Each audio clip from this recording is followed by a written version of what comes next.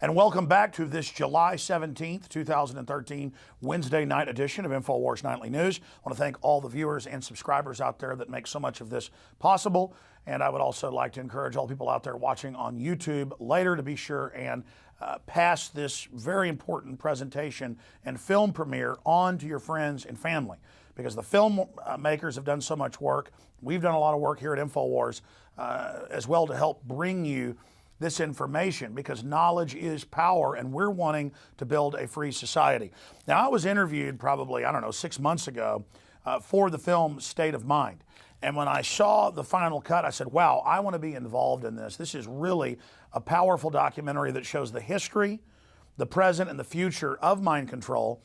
And it's hardcore and informative, but also is very approachable to the general public. A great tool to wake people up about hidden agendas. And so we have gotten the crew here at Austin, Texas, and we've gotten them to agree to premiere this to the viewers of prisonplanet.tv and then ultimately to YouTube and other channels.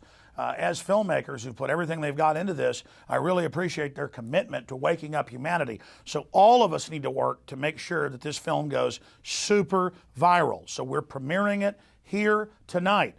We started shipping out today for everybody that pre-ordered the documentary on DVD or Blu-ray at InfoWarsStore.com. Very important to have a copy of this in your archive to share with friends and family, to have your friends and family over for a showing, or to show it to your church or to your PTA, because you have the power in this info war and as citizen journalists and activists to take important tools like this and pass it on to your friends and family. We are in an information war. There is a war on for your mind, and that's what this film is all about. And that's why I'm very honored to have Infowars.com and our entire team to be basically joining forces with this great crew of researchers, filmmakers, writers, and the director to bring you State of Mind, the new film. So please get your copy today at InfoWarsStore.com, but we're about to premiere it.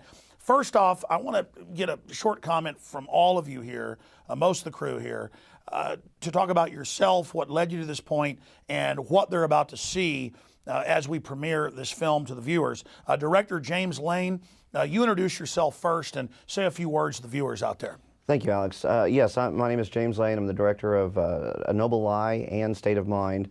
When I started working with this crew, Chris Emery and the other guys that we worked on A Noble Lie with, we asked people, why don't more folks question the official story? Why does this not, more prominent in the public mind? And so we started looking at some of the methods of control that keep people sedated and not asking questions. And so we really wanted to expose the methodology, not just the who, but the how is it done.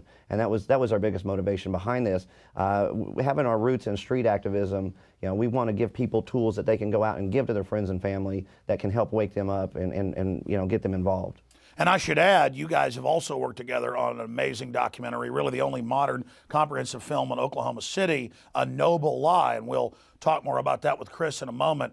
That film is also available at InfoWarsStore.com, and we've also played excerpts of it here on the Nightly News, but you're about to see the premiere of State of Mind here tonight. But your first film was excellent, and then the second one is even better. I can't wait to see the third film. Well, we hope that it would be more of many. Again, the methodology is to present the information in a way that is palatable to the uninitiated.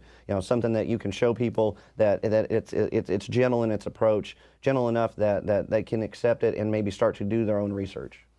And so you're not just preaching to the choir here. You're going over basic, what's on record, what we can confirm. Richard Grove, you helped write much of the film, and you are a forensic historian. Tell us a little bit about yourself and what people are about to see here. I started out as a whistleblower and found out I had a lot to learn, and over 10 years I started producing media. My latest series is called History, So It Doesn't Repeat. That's a video series on YouTube. I also host the Peace Revolution podcast, and really these guys had asked me for an interview and I was just honored to be part of the film, but after we had talked through the interview process, they asked me to come on board and help with some of the writing, and co-wrote the script with Kevin Cole and Matt Hart. So it's been a very enlightening process, because even though I thought I knew a lot about these topics, the process of doing the research, helps me to integrate it and summarize it more succinctly. That way it's more useful to pass around as knowledge. So the ideas expressed in a film aren't just for the choir. It's a bridge we're building to the congregation. It's a tool that you can use to not only enlighten yourself to these aspects and dig deeper, but to introduce it to a, it's a very deep topic to an audience that's not necessarily looking for that, in a way that's very polite and doesn't give them a lot of fear. It gives them more knowledge and information. And even if you think you already know it all and are awake, watching something like this with all these doctors and psychiatrists and psychologists and Army psych warfare commanders like Colonel Schaefer and everybody else really gets your mind back in the game to be aware of how much of this is going on. And it's not oppressive, it's empowering and enlightening to be aware of it. And you're like, what, we're letting these inbred scum run things? I mean, this is really a joke. What do you think the most powerful part, Richard, of the overall almost 2-hour film is? I think the most powerful part is whatever point the individual watching the film starts to realize that they can empower themselves, they can reignite their curiosity, their inventiveness, start to realize that the problems around them, they don't have to be a victim to that they can learn through using methods to outgrow the status quo. Powerful information. Oh, and I should add, we're going to show the whole film here, and we'll have a few intermissions, but at the end, we're also going to have some of the things that hit the cutting room floor. And you guys were saying some of this, I haven't seen some of this yet, I've seen the film obviously. Some of this is even more powerful than what's in the film. It's just that it didn't fit in overall. Right, I mean, we would have had a 10-hour movie if we hadn't made these cuts, and it was really difficult to make the cuts because it was such good information. But in order to get the flow, to get the cohesion to the information, we had to make those tough decisions. And usually, you get the extras, later, a year later on a second DVD. You're getting them at the premiere here tonight, and so we'll see how much time we have for that because you've got quite a bit. But it's powerful because I've seen just some short clips. Now, moving on here to one of the producers, Austin Green. Because I love this diverse crew here, all the backgrounds you guys come from. Tell folks a little bit about yourself and what you think is most important about this documentary. Well, my name's Austin Green. I'm a filmmaker with Free Mind Films. I came into this, towards the end of the process with A Noble Lie with Free Mind Films, come in as their editor. And through that process, we realized that we just had a lot in common. Our goals were the same. We want to get the same information out to people. Ultimately, we want humanity to be free and healthy and free of this tyranny once and for all so we can grow as a species together. And so James and I just decided, we got to join forces and do this thing for real. And, going into State of Mind through this whole process, it's just solidified what we already knew, that this is what our destiny is, and we want to just continue bringing the information to people and get the information out there as best way we can, but at the same time do it in a way to where people aren't turned off by the information so much so that they're not even willing to give it a chance and show their family. And so we had to make a lot of tough calls about the information to cut from this film because some of it may have been a little too much for the uninitiated, and it's always a tough call to make, but we did our best. We've done a great job. As a veteran, because we've talked off air some before, thinking you're fighting for America and then finding out most of its globalist operations, does it feel good now to know that you 100% are fighting for humanity, period?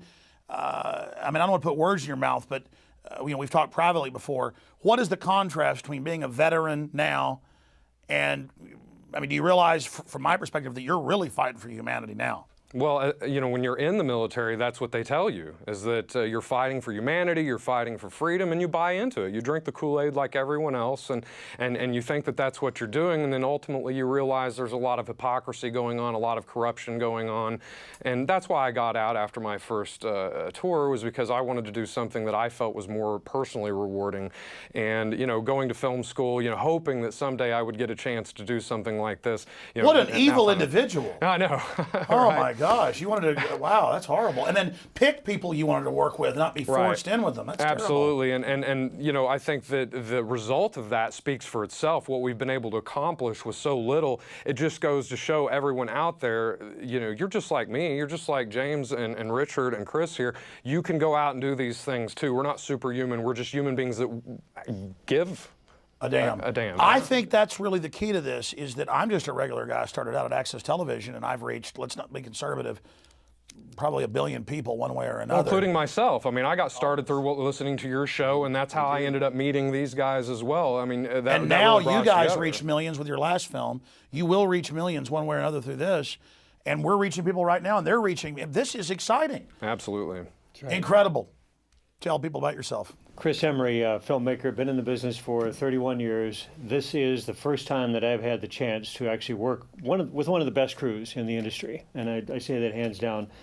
I was more on the commercial side, worked in front of the camera for about 12 years, did print work, and then did biographical documentaries, mainly on philanthropists and so forth in Dallas, artists.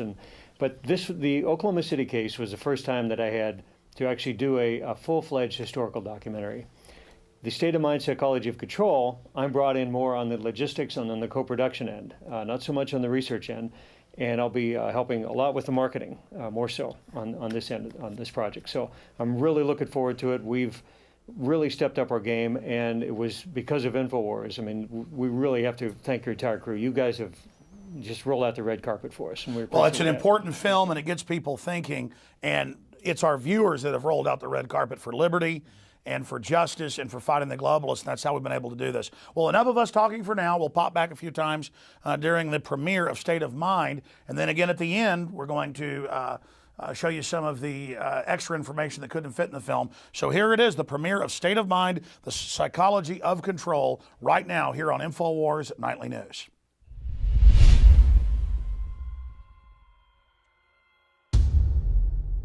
Secure your copy today at Infowars.com.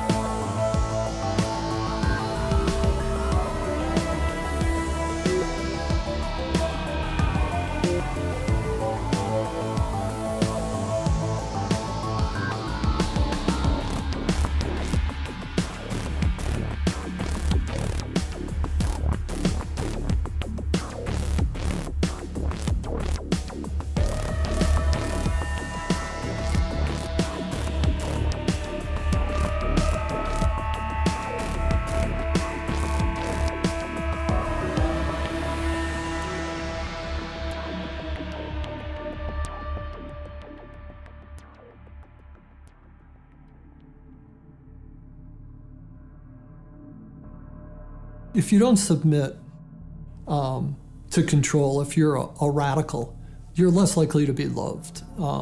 You're not fitting in with society. You're viewed as an outsider. So there's a lot of social prohibitions about the outsider and the person who's going to upset things. From the time we're very young, we're taught to, worship authority basically because that's our key to survival as young children. But as adults, we never go through the rites of passage that tell us how to methodically think for ourselves, and thus we're always in a state of extended adolescence. Well, we take all this stuff, whether it's the television or it's the enculturation, the schoolyards, the teachers, we take this whole system, we put it into our unconscious mind. And it is the G-I-G-O that comes out, garbage in, garbage out. We simply, in that computer language, have harnessed our own power by accepting all these beliefs as though they are factual, whether it's the flat earth of Columbus, or it's the idea that I'm not good enough to be or to do something I've dreamed to do. To the degree that the individual loses a sense of what freedom really means for himself, mind control is working. This is the constant battle and the struggle. What does my freedom mean to me? What is it? How deep does it go? How far-reaching is it? Individuals come already with their rights. They're born with their rights. They're inherent. They're hardwired. They're hardware. It's tragic. They've lost their sense of the importance of the individual. Each individual. We're not animals. We're individuals. We're created in the image of God. And so what you have is everybody's born into this control structure. Everybody's born into authority. Everyone's born into this situation. But just because you have an authority making decisions for you at some point when you're very young, too young to take care of yourself, doesn't mean you should always cater to authority your whole life. Fatalism, defeatism, what Bob Morley called mental slavery. That's was a huge thing that he would sing about. How do we emancipate ourselves from mental slavery? Have we moved to that point of such slavery that we're too far gone? And just kind of letting it all flow by and being apathetic about it just gets you in a position of being controlled. You know, there are some people that don't care. There are some people that don't know and don't want to know. It is very frightening. If you really look at it, you would be left with the understanding that you were obligated to do something about it. And, you know, people work really hard every day and they just want to relax and enjoy their life. We have established a framework for the most part, works pretty good. People enter into this contract with society. That contract allows them to follow certain rules and expect certain returns on their investment of working within the framework of the contract.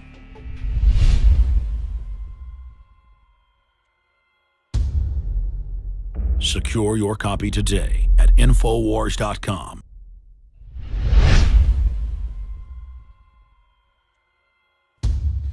So why do people submit to control? I'm going to give you my answer before I hear the filmmakers. You're born into it. You grow up in your diapers in front of the television. They're not even aware of it. And as G.I. Joe says, it's really an old Army saying, knowing is half the battle. James Lane, Mr. Green, I want to get your take as the filmmaker studying this. Why do people submit to being manipulated? For me, it makes me very angry that people are lying and trying to program me, trying to manipulate my free will. I think one of the biggest aspects of it is the 15,000 hours of compulsory schooling.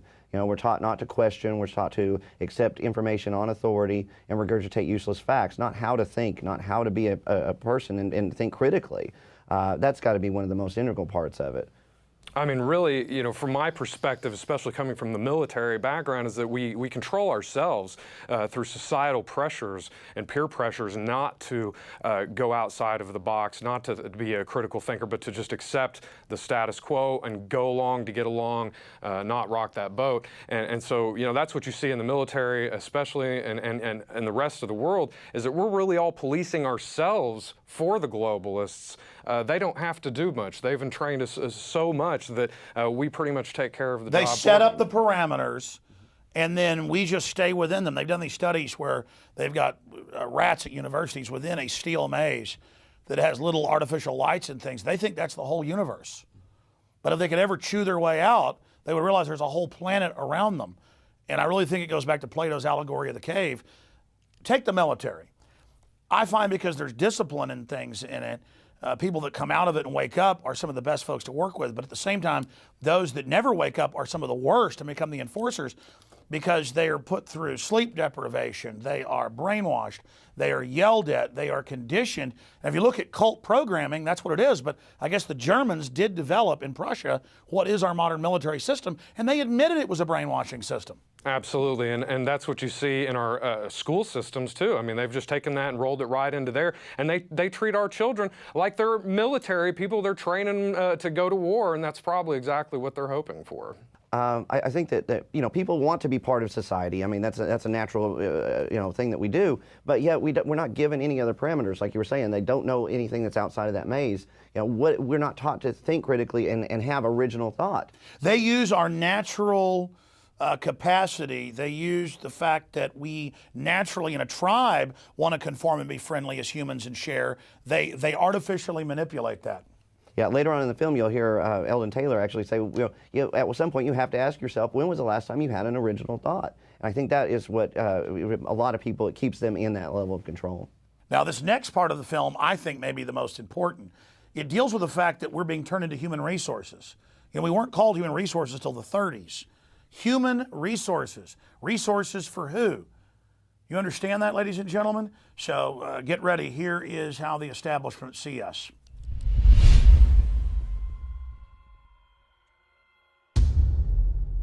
Secure your copy today at Infowars.com.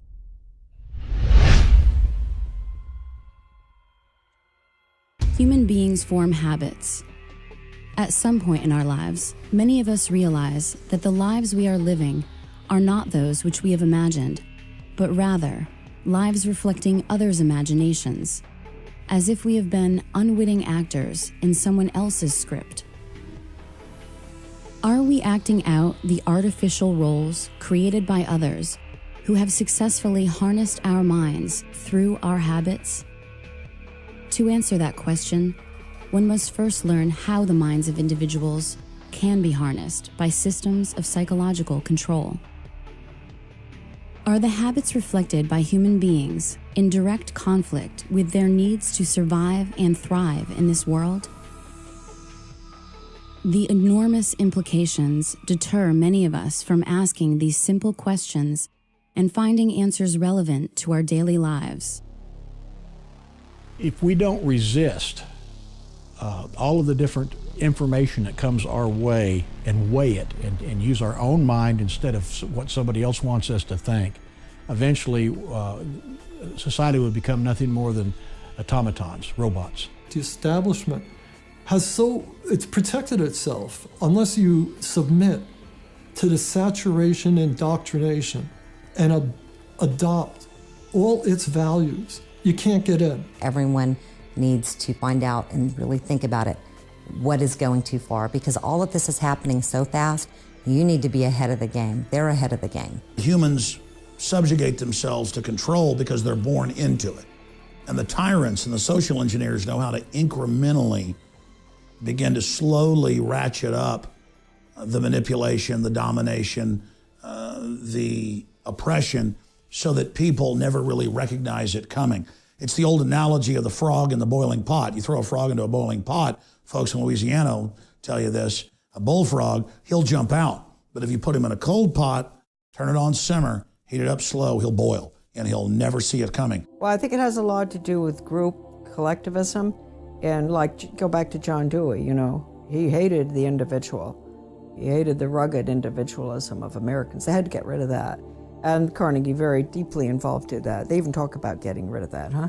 And so I think that when you've been reduced to a member of the group, the collective, whether it's through sensitivity training that teachers have to go through, or whether, you know, it's in your own community, like we have a community-oriented policing system, you know, where they give you a medal.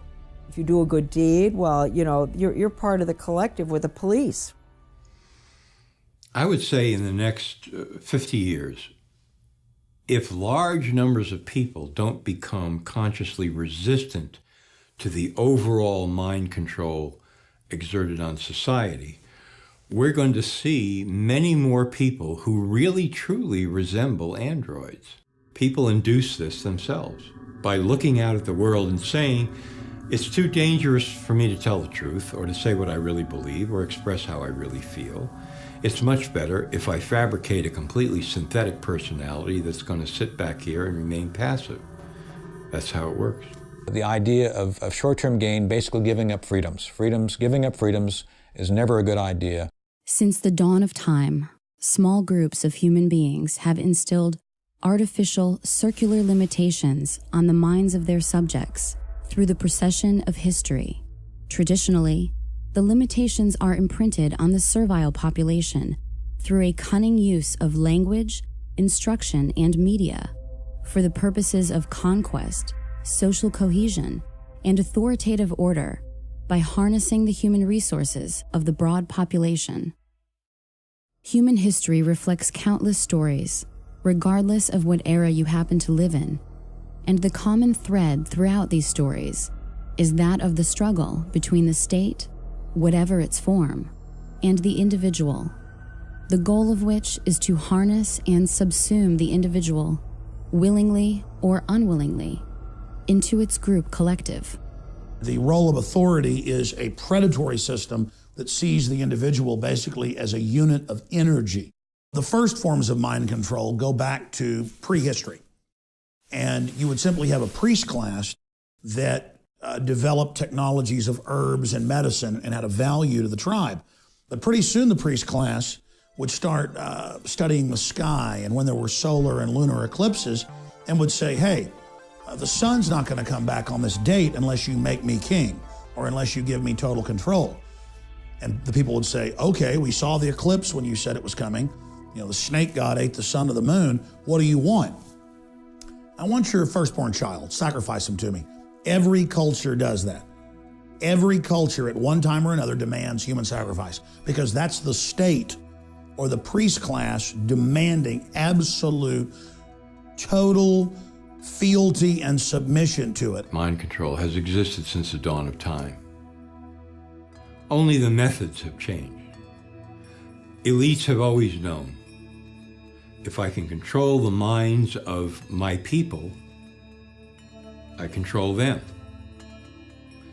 Only the technology has changed. It's still the same program. It's never stopped. Sun Tzu, within the works of The Art of War, talk about the fact if you can understand your enemy so well to the level of where you can psych him out, basically defeat him before you put one boot on the battlefield, you've become a true master of your domain.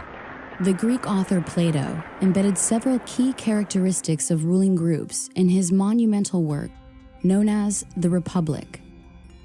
Therein, he introduces the term cybernetics as a description of steering the ship of state, emphasizing crowd control. Plato memorialized the essence of the scenario used to control individuals to this day, to make them part of the group or state. This is famously known as the allegory of the cave, a useful strategy which is emblematic of the history of mind control. The idea of cybernetics first shows up in Plato's Republic, I believe it's book 6, and in the Greek original text it's read kybernetes. But you can easily discern how this word tied into cybernetics, the control of not only nations, but how the making of individuals into the collective that forms the nations came about. As we've moved through history, every great leader has had to understand the potential of information, the potential of speech, the potential of words, the potential of books. What is a citizen, if not someone willingly or unwillingly participating in the machinations of the state? How would we acquire the habits of citizenship without stimulus from the state and our response to it? Attention! Attention! This is your beloved leader, Og the Exalted. There will be a special Giant Joy rally today at Og Memorial Stadium.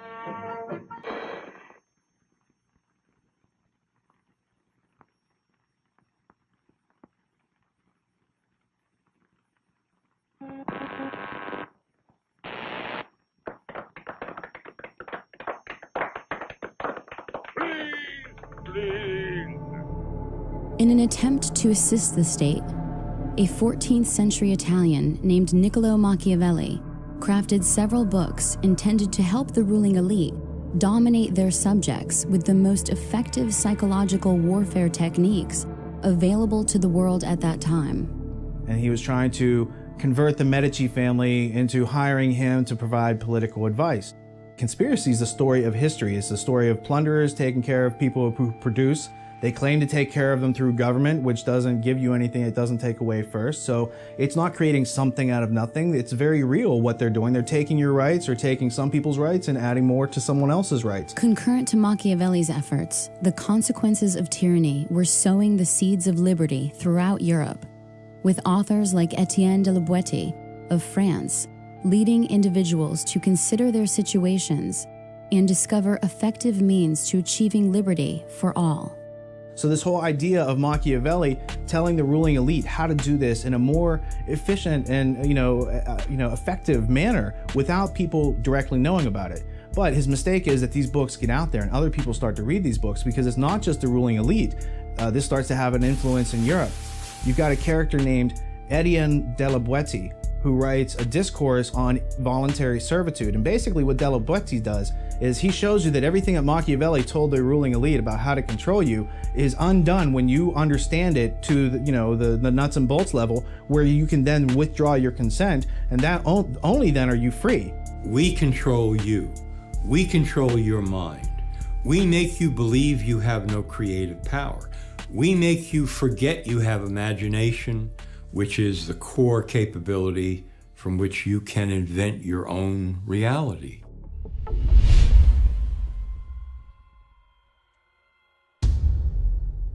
Secure your copy today at Infowars.com.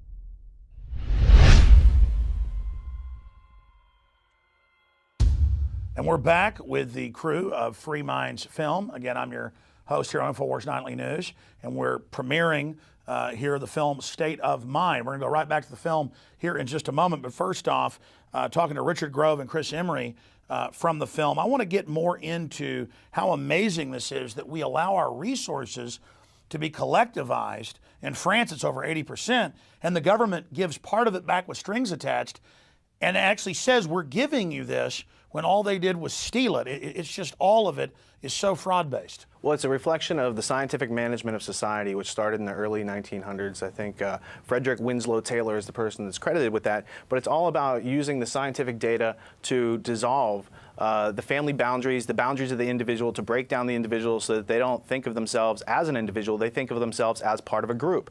The term group, it's a universal, it's something that's in the mind. There are no groups in physical reality. So breaking the context and the relationship between the mind and physical reality makes people confused and easily malleable. And your only identity is that what color you are or where you're from instead of who am I? It's a class system. It's predefined. Slavery. It's predefined, yes. Yeah.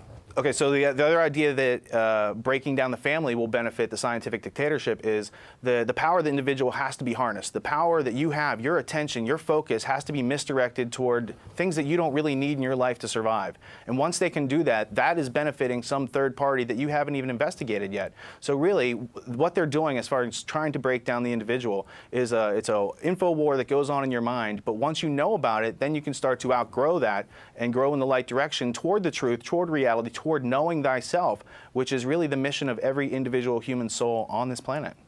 And Chris, I want to get your take on this, but it's so fundamental. They say obsess over what supposed race you are, we're all humans, or obsess over religion, or obsess over this or that, or obsess over a sexual preference as if it's some civil right issue to get us all obsessing over sex, while foreign banks steal $85 billion a month from us, while they're putting cancer viruses in the vaccines, hydrofluorosilicic acid in the water that Harvard admits is giving us cancer and dumbing us down.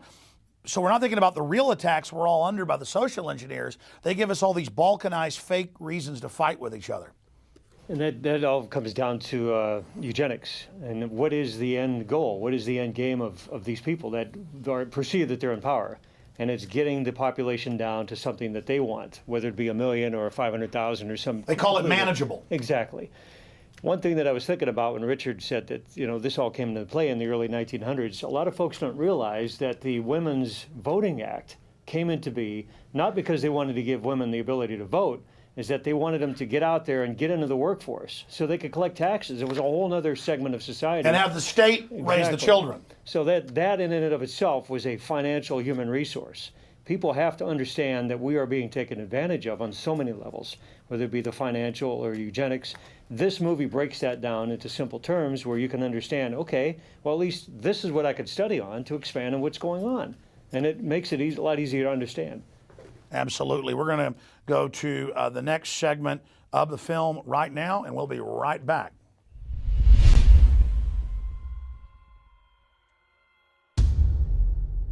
Secure your copy today at Infowars.com.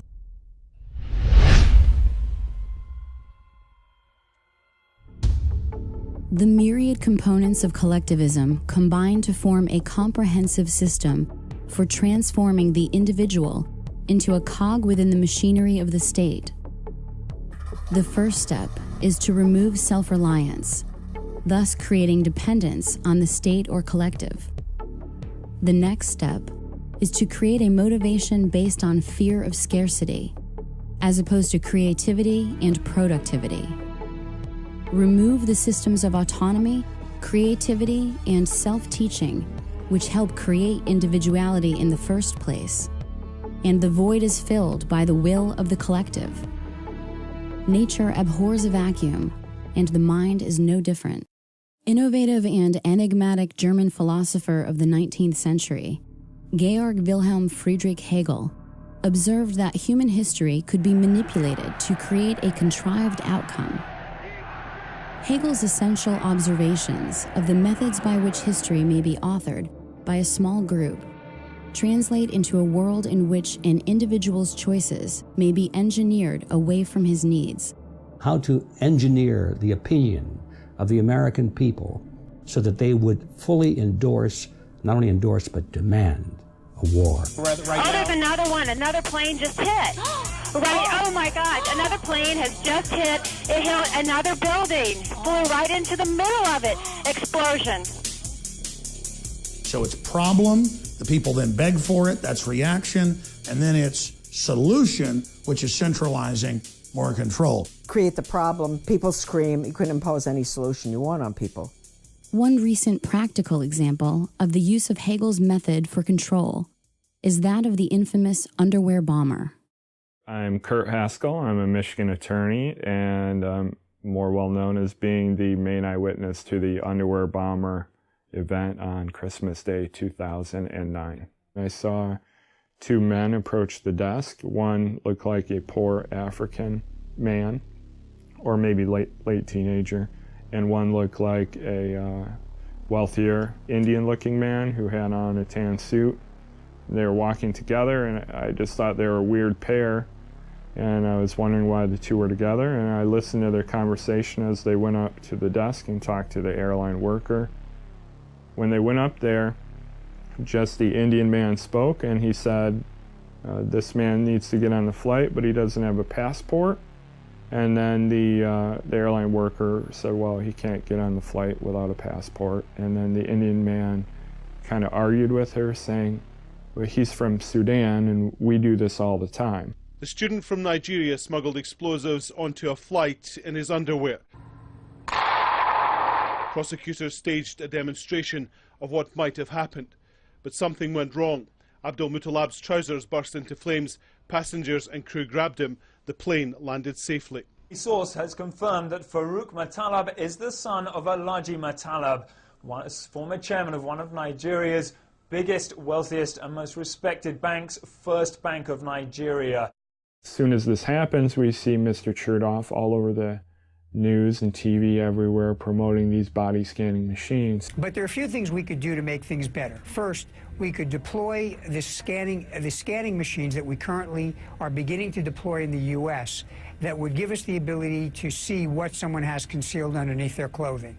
To meet agendas in conflict with the needs of individuals, the ruling class creates an artificial crisis to which the public reacts by begging for the ruling class to intervene. The ruling class then enjoys the plunder made possible by removing the self-reliance from individuals. Good morning, everybody. Today's hearing is the third in a series of subcommittee hearings focused on some of the causes and consequences of the 2008 financial crisis, a man-made economic assault on our country that is still foreclosing on homes, shuttering businesses, and driving unemployment. The combined philosophies of Thomas Malthus, Charles Darwin, and Herbert Spencer led to the development of social Darwinism.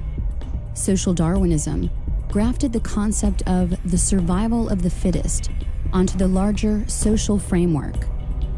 Claims of biological advantages or superiority could then be advanced as justification for future economic policy relating to the poor, and as the basis of Francis Galton's pseudoscience of eugenics in the 20th century. So Darwin comes along about 150 years ago and comes out with his theories on where life comes from, and then it's survival of the fittest, and that the best organisms are able to survive in a competitive environment and move forward in the evolutionary chain. And whether that theory is correct or partially correct or totally wrong is a side issue. The robber barons, the British royalty, the J.P. Morgans of the world publicly adopted the idea of Darwinism and merged it with predatory eugenics. And the eugenicists, who have always been looking for scientific causes to justify their sinning, if you will, that's what they found so useful in Darwin's work, is they said, we've already had this belief system that we're better than you, but we now have science to back it up. Our entire current civilization, what we know as globalism, the New World Order, is based on eugenics scientists that developed their theories in the last 200 years, mainly in England, Germany, and the United States. The entire science of genetics, biometrics, eugenics, computers, all of it came out of the search for a system of total control over humanity. So the issue with eugenics is it claims to be a science of self-adaptation for human species. So it sounds like a great thing if you're an individual. You want to make yourself better. If you reproduce, you want your kids to be strong and survive. However, the people who are doing it are taking and making a bunch of decisions for other people and violating volition and their free will all over the place because that's their modus operandi. In his 1928 book, The Open Conspiracy, former British psychological warfare expert H.G. Wells wrote, "The political world of the open conspiracy must weaken, efface, incorporate, and supersede existing governments. The character of the open conspiracy will then be plainly displayed. It will be a world religion.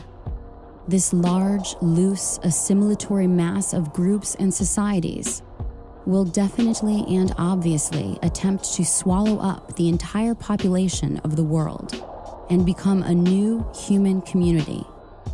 The immediate task before all people, a planned world state, is appearing as 1,000 points of light, but generations of propaganda and education may have to precede it."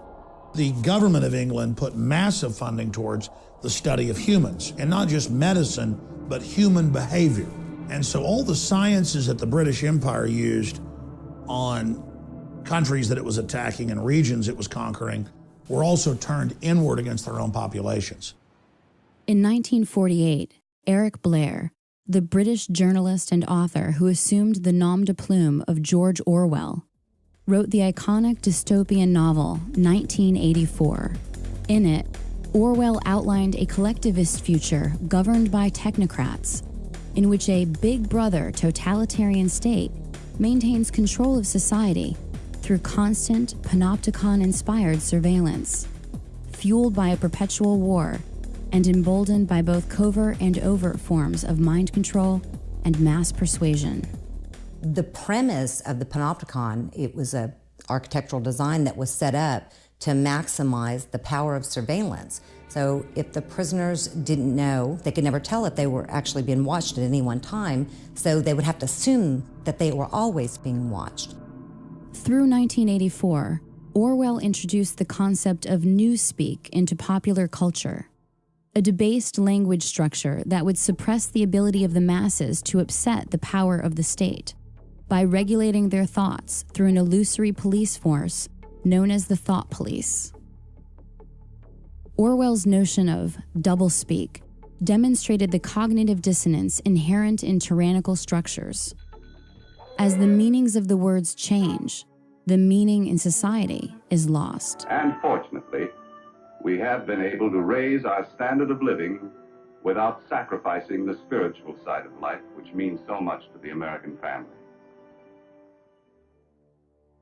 Thomas Henry Huxley, the man known as Darwin's bulldog, produced a number of grandchildren, the two best known and most influential being Julian and Aldous Huxley.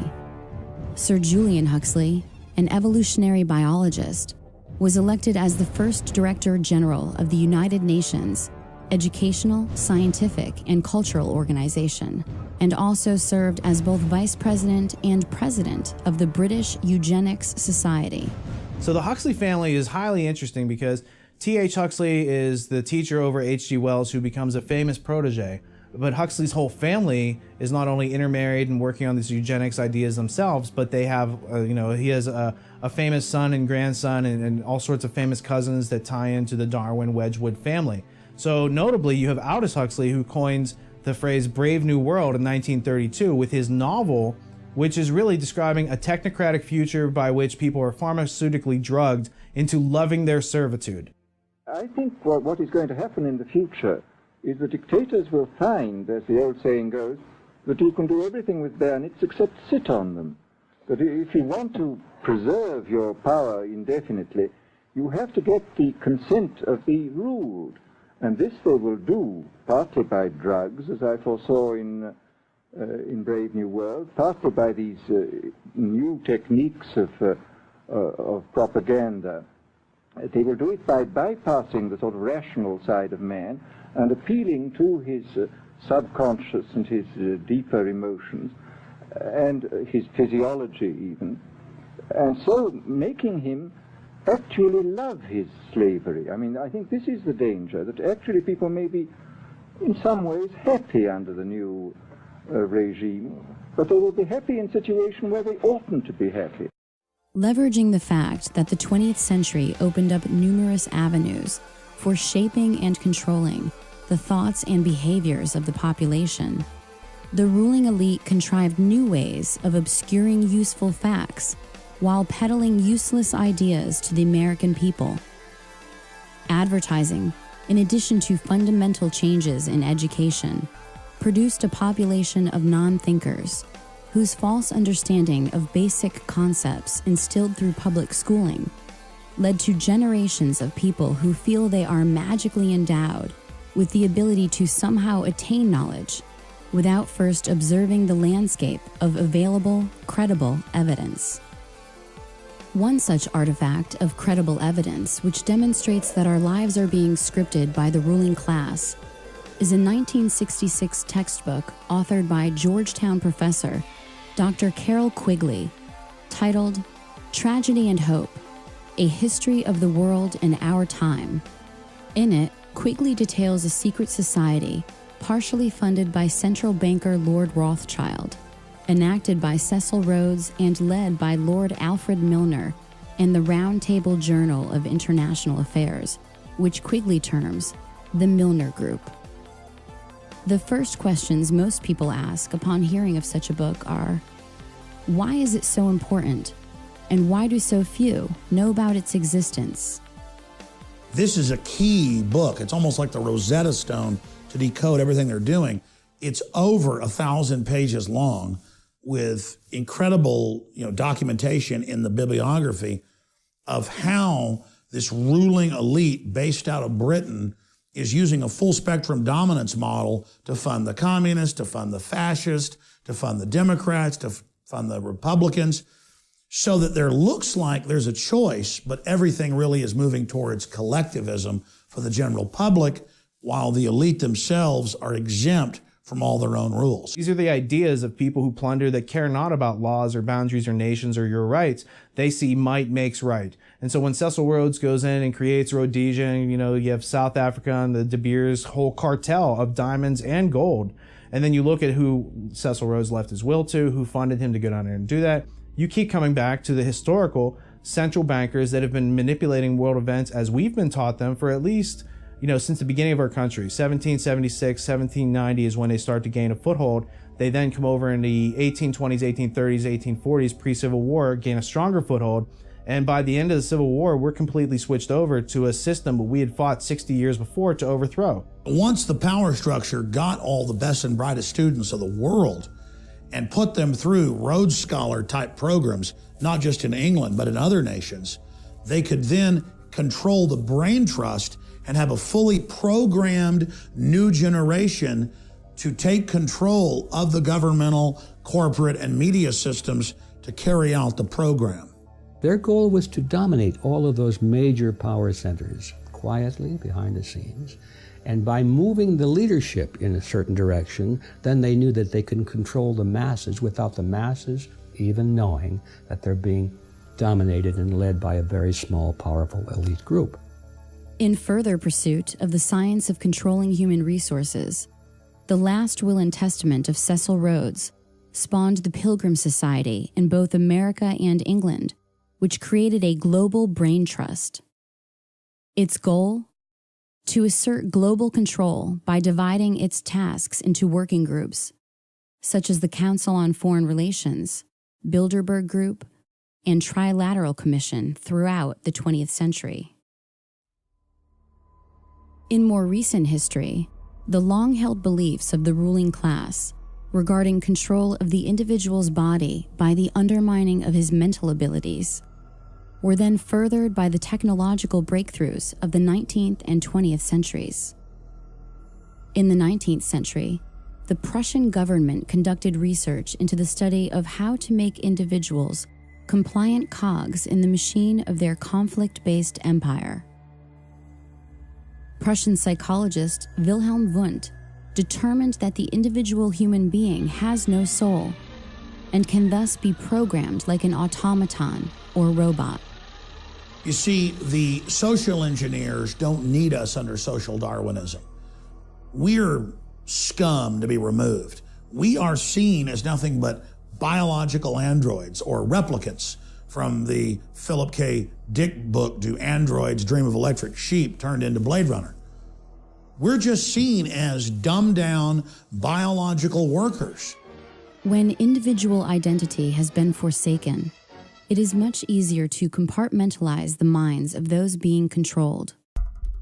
Various personages throughout history have described the human being as a machine, but it was the synergy amongst the work of Wilhelm Wundt, Ivan Pavlov, and many others, which scientifically quantified the individual as soulless, thus justifying manipulation to plunder individuals of their rights, transforming individuals into human resources. Our system is copied from a 1819 Prussian system that's a three-tiered education system. One tier is for the intellectual elite. The second tier is for the servers of the intellectual elite. They would be the professionals, the doctors, the lawyers. And the last tier is for the lay. It's for the masses. Education, as we know it, is nothing more than mind control. It is the science of control. And the British scientists, the eugenicists, came up with systems to dumb people down and make them submissive. But the German model, in fact, namely the Prussian model, that was designed to create soldiers that were owned by the state, but that were so brainwashed they were proud to go off and march into musket fire. That system, known as kindergarten, is the whole basis of modern Western education. How do you measure the achievement of a nation? If you want to know how we're really doing, take a look at our schools. For on what we're doing here and in schools throughout the world rests not only our future fate, but perhaps the very fate of civilization itself.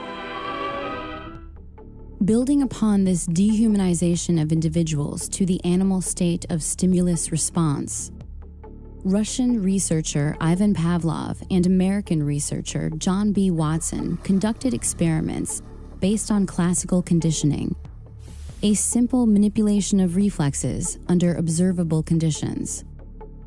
These methods were then improved and perfected by Harvard psychologist B.F. Skinner. B.F. Skinner was also one of these famous American behaviorists, and he championed something called operant conditioning. Again, just a fancy jargon term for some basic common sense. And operant conditioning was really all about negative reinforcements like timeouts, positive reinforcements like food pellets and money, and punishments, which are like punishment, shocks.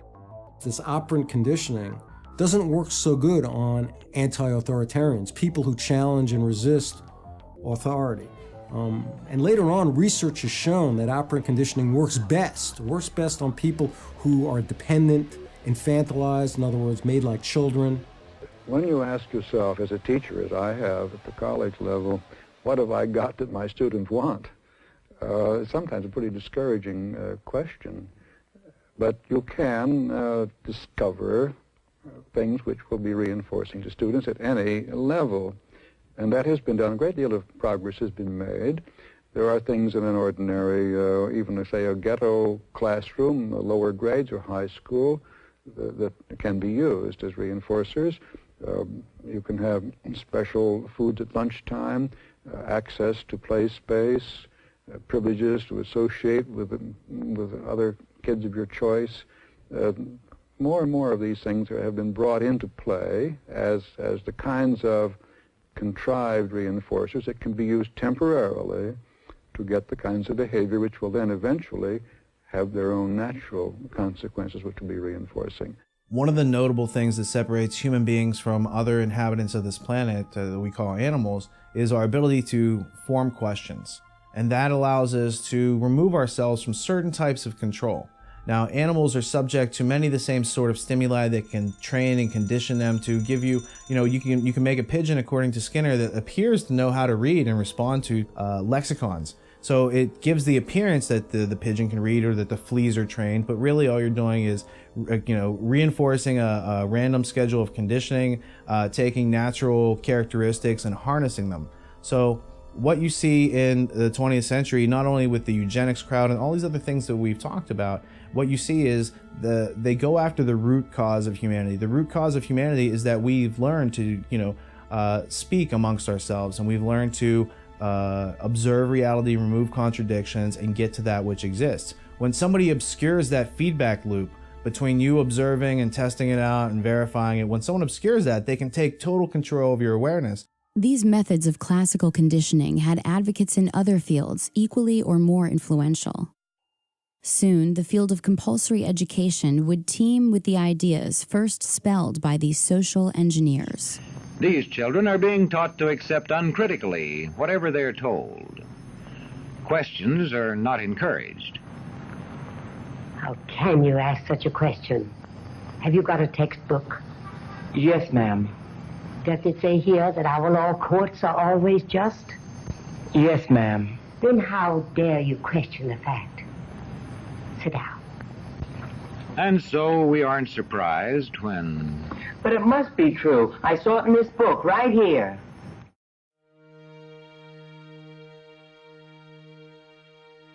The education our children are going to get has nothing to do with education. It is training our children to be resources, human resources, that's the way they refer to us, to spin off profits for the globalists. The greatest barrier to discovery is not ignorance. It's the illusion of knowledge, and that's what the 15,000 hours in compulsory schooling really entrains and conditions into us, is that you've been told this story of the people in South America, and so you think you know about it. And it's not until later in life when you might come across more information about conquistadors and how Jesuits infiltrated all the religious systems and took all the riches out and basically harvested this whole area. This is an example of plunder in South America that went on for hundreds of years. So until you have this other piece of information to bring this into focus, you think that what you were taught in public schooling during that 15,000 hours is really what's going on. And it's not until you bump up against reality, as George Orwell said, usually on a battlefield, that you have to consider that which you were taught to believe versus the objective evidence that exists.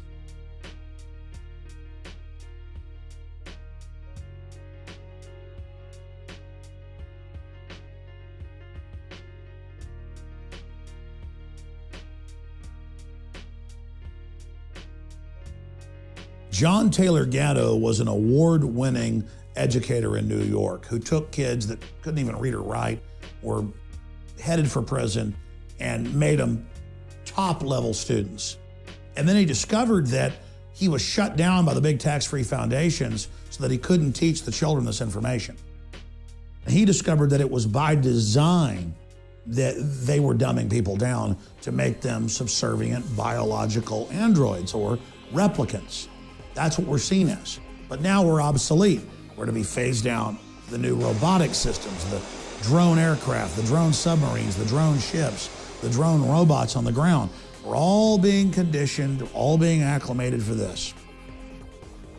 In The Underground History of American Education, John Taylor Gatto details how, beginning in the early 19th century, American travelers abroad were writing on the methodology of Prussian schools and composing travelers' reports, which were very influential on educational techniques in the United States. However, in 1831, it was French philosopher and Minister of Education Victor Cousin who published his Report on the State of Public Instruction in Prussia, which not only led to the consolidation of French schools under the Prussian model, but also directly influenced reformers like Horace Mann in the United States to follow suit. Mann traveled to Prussia and, without even seeing one classroom in session, sought to adopt the Prussian model of education with his annual reports given to the Massachusetts State Board of Education. Mann's promotion of the concept that the state is the father of children was reinforced and expanded by educational reformers throughout the 19th and 20th century. When we speak about enculturated processes, when we talk about the imprinting, of course, I mentioned educators. One of the things that surprises a lot of people, and it shouldn't because it's publicly known, is that our education system is not about educating as much as it is about socializing.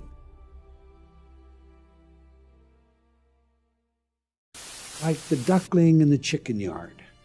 If you take that duckling and raise it with the chickens, it's going to be imprinted, it's going to behave like the chickens. And in that very real sense, we perpetuate this. The danger is we don't just perpetuate it, we don't just enculturate it, but it's the only sane way we see to raise our children. And the result is there's no escaping it. C.S. Lewis said, when training, which is Skinner, Pavlov, beats education, civilization dies.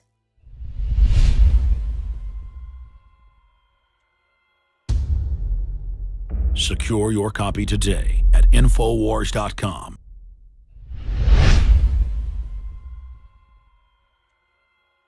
Again, you're watching Infowars Nightly News and the premiere of State of Mind. I want to remind all the viewers that it is essential that we support independent pro-liberty film, a Veritas-type film.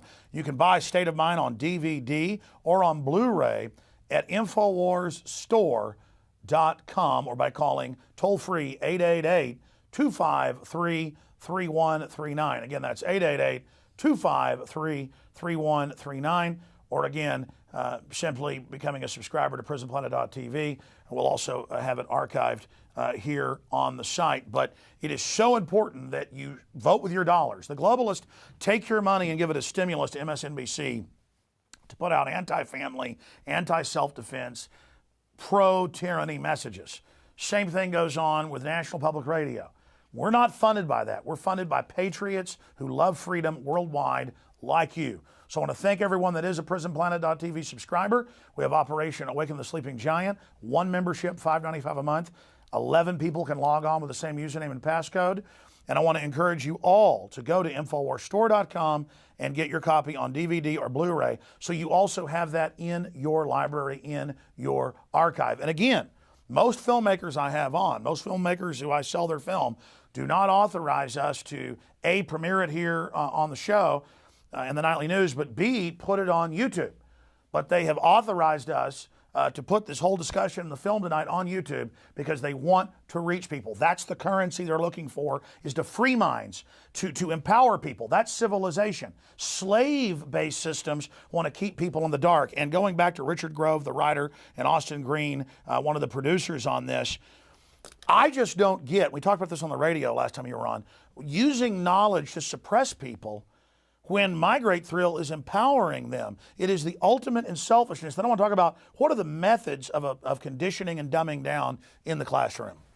Well, what you're talking about is, as far as dumbing down, is taking thinking out of in between stimulus and response, which makes us automatons. It makes us slaves in every way, shape, and form. Slaves to stimulus. Absolutely. And in between stimulus and response, it's that space that gives you choice and freedom and liberty and all the things that we need. But because we as conscious human beings have to use reason to survive. We have to effectively plan for the future, and we have to know what knowledge looks like in order to dismiss the arbitrary and find the lies. But I mean, dumb that down for me. Okay, because, and for folks that may not know these terms, stimulus is you ring the bell, the dog salivates because you've given him the meat over and over again. And their big lie, we don't have free will. Well, wait, they want to take over. They have free will. It's a mind game that you're just our slaves. It's a ploy. They condition human beings through operant conditioning much the same as they can train pigeons to look like they're reading and pecking at words because it's a reward. But that's only a human being when they're not thinking. If you question the psychological warfare, if you question the neurolinguistic programming, if you question the corporate media that you see on TV and all over the newspapers and all around you in your life, in your family's life, then you can free yourself from the system. So the damage done in the 15,000 hours in the classroom through Prussian education and the servile mentality. Look at the camera right there and tell them what Prussian education is. Prussian education, Prussia, before it was Germany in the late 1860s, it was called Prussia, and it was a bunch of different city-states that were all kind of at war. And finally, they got together through militarizing and using force, fraud, and aggression to attain their goals. And this was working really well until Napoleon, Napoleon had defeated the Prussian army at the Battle of Jena in 1806. And from that, the Prussian government and people like Karl von Clausewitz, who wrote on war, they went out and decided, hey, we can't have people on the battlefield who will run away from weapons and won't fight for their country. We need to nationalize their mentality. We need to break the individuality and the sovereignty of those individuals. We need to make them submit. Through force, fraud, and coercion, compulsory schooling was the model that they made successful, and it later resulted in the Nazis. That's right. Our modern educational system is a German military brainwashing program on record. Kindergarten, all of it. People go, well, I just grew up in this. Well, let me tell you, it's the opposite of freedom. And nothing against Germans, I'm part German. The point is, it was a technology corrupt people used to take over the Germans. It's like the global model is a British Empire model. I'm part English. I'm not against the British people. They always spin that too. Like if you're like, I don't like what the communist Chinese are doing. What, you don't like Chinese people? You know, I don't like what Hitler did. What, you don't like Germans? Again, that's operant conditioning. Don't be racist. Just to get you people out there watching off of the real info. Don't like government-run healthcare? You're a racist. Don't want to turn your guns in? You're a racist. That's that conditioning, that buzzword again. You're observing this phenomenon that goes on, and it's prevalent, so we should give it a name. This idea that you got your finger on it, it's the philosophic corruption of our reality. It's the fact that people don't value truth anymore. They say they do, but they won't go through the work to actually realize it and do the learning which results from asking questions. Austin? I think that the conditioning was summed up in the film best by B.F. Skinner. You know, he talks about there's certain things that you can do to manipulate your students to get a particular behavior response out of them.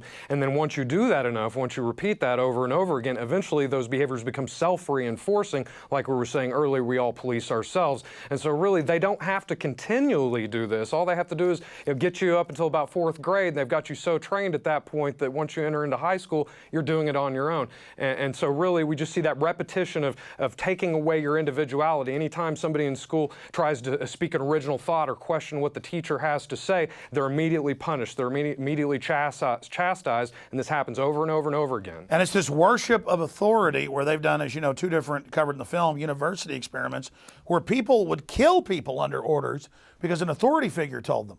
I mean, if an authority figure told me to mow their lawn, I'd tell them no. They tell university students, kill that person, and they'll do it. I mean, this is incredible. Well, there's two aspects. There's an MK Ultra aspect where you could train someone to actually kill and eat their parents. And then there's the everyday advertising war that we're all exposed to through any magazine or newspaper or television ad that we see on TV. So all these things come, you know, it's like a coincidentia positorum. You have scientific management coming through MK Ultra from top down in intelligence agencies, and you have war coming in from the marketing companies, and they make a very happy living off of the unwitting servitude. There's layers and layers of the programming. It's just incredible, meant to just overwhelm you till you just give up. And this is a great tool to peel off those layers one layer at a time as you learn how to. And the fun is, once you know the programming, you learn the cop doesn't know what they're doing. They're programmed too. The bureaucrat doesn't know, and they like short circuit when you know the programming and they don't. But instead of using that programming to enslave them, you use it to unlock their mind. The fundamental choice that human beings have is to think or not to think. So we all have the ability to think. If you choose not to ask the questions, if you choose to be servile, and you want to give away other people's rights that you don't have the right to do, that's fine. You can do that, but expect other people to resist. The people who are aware of how things work and how logic and reason should be, you know, advanced in this world. That's right. Just because you've been put through dog training at the TSA to be a slave, prisoner training, doesn't mean I'm going to go along with it. And I notice with these sheep, sometimes they get mad when I wake people up about what's happening, and then later they go, no, I agree with you.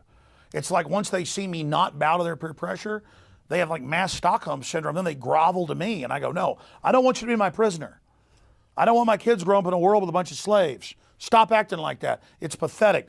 Let's go back to more of State of Mind, premiering the whole film here tonight with extras coming up.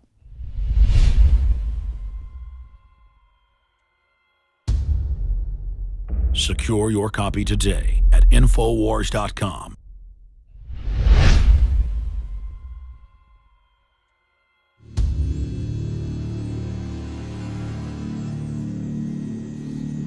Although education has proven to be highly effective in controlling human behavior, more intensive research would need to be conducted away from the prying eyes of the public. The Tavistock Institute was set up by the British Empire to really study mind control and to scientifically drill down into human behavior and put in textbook form systems of basic control so that could be duplicated out to government and corporate entities. And Tavistock has been involved at every level of social engineering. The Tavistock Clinic was founded in 1920 and operated as part of the Psychological Warfare Division of the British military. It was initially a voluntary outpatient clinic for treatment and research and was made up of general physicians, neurologists, and psychiatrists to facilitate the treatment of neurosis and shell-shocked British soldiers returning home from World War I. Going through their own publications on Amazon, you can find that some of their books cost like $18,000, $20,000. And what that tells me is they don't want the average person to be anywhere near getting their hands on this book, because what it gives you inside those books is the teacher's edition, to use an abstraction, as opposed to the students sitting around the class not knowing what the answers to the questions are. There's a group of people who are being given the answers to all the questions about how we act, react, and how we've been understimulated with curiosity in order to make us more subordinative. You could say much of our world today is the world of the Tavistock Institute and Edward Bernays. Having been instrumental in the Tavistock Clinic and director of the Tavistock Institute of Human Relations, it was former officer and consulting psychiatrist to the British Army, John Rawlings Rees, who created the concept of the psychological shock troops, or culture warriors, a federation of psychiatrists, which he intended to disperse across the globe to make it, quote, possible for people of every social group to have treatment when they need it, even when they do not wish it, without it being necessary to invoke law. The Tavistock Institute's influence did not stop simply at social psychology. Kurt Lewin, former head of Britain's Psychological Warfare Bureau, was a German refugee who became the founder of modern social psychology in the 20th century, an early consultant to the OSS, and an influential researcher with the Tavistock Institute in the area of management thinking and action research, specifically focused on the tactics of managing change within society.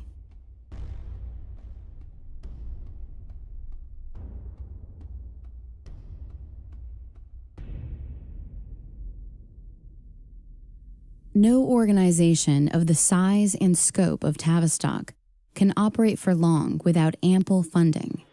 From whom is that funding derived? Certainly no small part comes from the seemingly benign, tax-exempt foundations of the global elite. I was researching the Reese Committee back in like 1952, 1953, where they went in and investigated major foundations and some of their subversive activities. These foundations put an enormous amount of energy into controlling what is being taught at the schools and how it's being taught, and preparing, using schools basically to indoctrinate children to accept their station in life, to accept a collectivist future. According to Dr. Lily Kay, whose expertise was demonstrated in her 1993 book, The Molecular Vision of Life, the Rockefeller Foundation, Caltech, and the New Molecular Biology, the world in which we are living has been molded, shaped, and continues to be directed by an elite establishment of eugenicists, a ruling class fueled by violating the will of others to attain their goals. Nowadays, almost every adult agrees on one basic goal for all students. Schools ought to turn out good citizens. Yes, good citizens. That's right. Absolutely. This country always needs good citizens. The real goal was to change America from an individualist system into a collectivist system, and in which case it could be merged with the rest of the world, and there would be this great new world order that we hear so much about in recent years. The purpose of creating tax-exempt foundations was not just to collect more money, but to invisibly assert influence over the power centers which control the programming of individuals, specifically to breed the self-reliance out of individuals and prepare them for the collectivist lifestyle planned by the ruling class. Their goal: to undermine personal liberty on biological, social, and economic levels. They came together and decided what they were going to do with this money was to gain control of education in America, not for a philanthropic purpose, but to change the thinking of the American people over a generation or two. The globalist social engineers hungered and desired and coveted the power that the liberty in the U.S. had created. They wanted to take it over, and the tax-free foundations wanted to use it as an engine of global domination, and they've done that. And the Reese committees were the only time when Congress stood up constitutionally and demanded all the big foundations come and testify and open their private books. And the Rockefeller, the Carnegie, the Ford Foundation, they all came and said, look, we're here under presidential directive from more than 50 years ago. We've been told to collectivize the United States, to merge it with the Soviet Union. We've been told to make America more compatible with authoritarian regimes, and we're just doing what we were chartered to do. Until the creation of language, brute force held the key to fear, and thus to the control of individuals through violence and physical aggression. With the innovation of language, the minds of individuals could be harnessed with ideas and beliefs, making less significant the physical dominance of previous generations. This is how, for example, men of small stature could keep otherwise brave and ferocious gladiators as household slaves, whose deaths could be used for profit and entertainment. Out of the ashes of World War II rose the specter of human experimentation in the form of the 1939 to 1945 exodus of Nazi intelligentsia to continue their research and experimentation under the protection of national security. After being denazified, they were given new identities to live among those against whom they had fought. We brought Werner von Braun over here and several other scientists, including those that were involved in concentration camp medical experiments, including mind control experiments. A lot of these guys were, as far as the State Department was concerned, war criminals. They were linked directly to the Nazis and therefore couldn't get visas, couldn't come into the United States. So the CIA set up this series of programs to route everybody around the State Department visa requirements, get them into the country. Everybody knows about the race at the end of World War II to get Nazi scientists. The Russians wanted them, the United States and England wanted them. And the United States and England got most of them because the Nazis didn't want to go to the Soviet Union, another authoritarian system. They wanted to go to a, quote, freer system. And like an infection, they came to England, Canada, and the United States. And it wasn't just over NASA and rocketry with Wernher von Braun and Goddard and others. It was tens of thousands in mind control and torture and military science and surveillance. And the CIA got modeled to a great extent off of the Gestapo. And so we see really the evil of the Nazis being transplanted back to the United States and England, where the eugenics philosophy that they had embraced had originally sprung. The Office of Strategic Services, the precursor of the CIA, under the direction of William Wild Bill Donovan and Allen Dulles, recruited Nazi scientists and aided their importation into America. Among them were rocket scientist Wernher von Braun and the aeronautical physician Hubertus Strughold. The problem that the United States was facing was there was all these German scientists who were kind of in the wind, loose, wasn't clear where they're going to end up. And the French, the British, the Russians, and the Americans were all trying to recruit them. The Germans had developed lots of different advanced weapons. And they'd also done a lot of experimentation on human beings in the concentration camps. So they had a lot of medical data that we didn't have. They had, of course, the rocket scientists and the airplane scientists and all the rest of it. And Paperclip was our version of going into Europe and finding these guys and bringing them to the United States to work. What we're missing in the documentation, we have physicians, aerospace medicine people, film people, ball bearings, projectile experts, all kinds of scientists. We're missing from the story the psychiatrists. But there must have been psychiatrists brought over, in parallel to Strughold under Paperclip. German financing came from America, came from Wall Street, and came from American corporations. Even the political support that Hitler got in Germany was, to some extent, traceable to American influences. Prior to World War II, American financiers, banks, corporations, all decided that there was money to be made in pre-war Germany. After all, they all knew that Germany was preparing to become a military aggressor, and it needed money to construct vehicles of war. They were spending a lot of money designing and building tanks and airplanes and military carriers and things like that, submarines, ships, and there was money to be made. And so Wall Street and some of the largest corporations like AT&T and even Ford Motor Company got very much involved with the Nazi regime.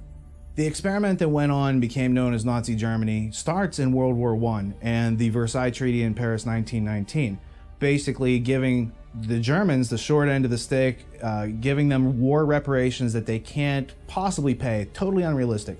Now, this famous German banker named Hjalmar Schacht gets together with a guy from the Bank of England named Montague Norman, and they create something in 1932 called the Bank for International Settlements. And they use this as a clearinghouse for all the national debts, but really it's being used to launder money. What you find then is that same group, Hjalmar Schacht, becomes Hitler's banker.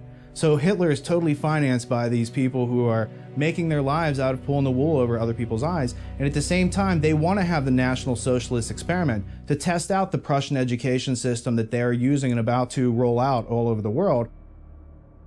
Following the 1945 completion of Operation Paperclip, the CIA created MK-Ultra, a top-secret mind control research project which was managed by Sidney Gottlieb under the direction of Allen Dulles.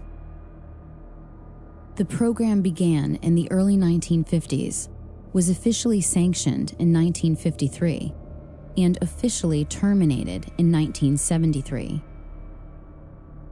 The program engaged in many illegal, unethical, and immoral activities.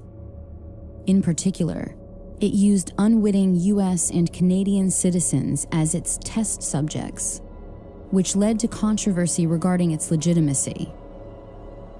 MKUltra involved the pioneering of many methodologies to manipulate individuals' mental states and alter brain functions, including the surreptitious administration of psychoactive drugs and other chemicals, hypnosis, sensory deprivation, isolation, verbal and sexual abuse, and other various forms of torture. When I interviewed John Marks about Search for the Manchurian Candidate, he said a very interesting thing to me. He had been given 10 boxes of CIA information on a Freedom of Information Act request, not his first.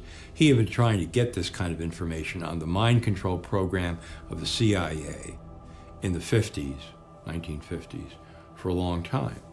And finally, as a kind of a sop, maybe even a joke, they gave him 10 boxes of materials that had nothing to do with the projects except the accounting data, the financial data, thinking that Marks wouldn't be able to do anything with it and CIA would be perceived to have fulfilled the FOIA request. But Marks was too smart for them. He saw into the financial data and realized what he had his hands on, that this was not only MKUltra, mind control program of the CIA, but it was divided up into many, many, many sub-projects. And he had some of the funding details that provided the foundation for him to move forward in his research and discover what they were really up to. The military started the Artichoke Project, and the Bluebird projects, which I think was the Navy one, and they were trying to figure out, can we make a Manchurian Candidate? Can we make a super soldier? Can we control what people think and do and how they act on the battlefield? Can we make somebody braver than they really are? And it was getting up to where they were asking questions, can we create kamikazes like the Japanese had? In 1994, President Clinton created the Advisory Committee on Human Radiation Experiments, which was tasked with investigating the instances of federally funded research using ionizing radiation on human beings. Based on the documents made available to the committee, they identified nearly 4,000 cases of human radiation experiments taking place between 1944 and 1974. This included a series of federally funded experiments in which unsuspecting hospital patients were injected with plutonium. Many details of MKUltra experimentation were disclosed during a public hearing before the advisory committee. I'm going to start. My name is Valerie Wolf. In listening to the testimony today, it all sounds really familiar. I am here to talk about a possible link between radiation and mind control experimentation that began in the late 1940s. The main reason that mind control research is being mentioned is because people are alleging that they were exposed as children to mind control, radiation, drugs, and chemical experimentation, which were administered by the same doctors who are known to have been involved in conducting both radiation and mind control research. Written documentation has been provided revealing the names of people and the names of research projects in statements from people across the country. It is also important to understand that mind control techniques and follow-ups into adulthood may have been used to intimidate these particular research subjects into not talking about their victimization in government research. People talk about MKUltra in two senses. It's kind of like an umbrella term for all mind control programs. But technically, it's just a specific program that ran from the 50s into the 60s. And it stopped in 64. Therefore, MKUltra could not be operational today. But something like MKUltra with a different name surely must be.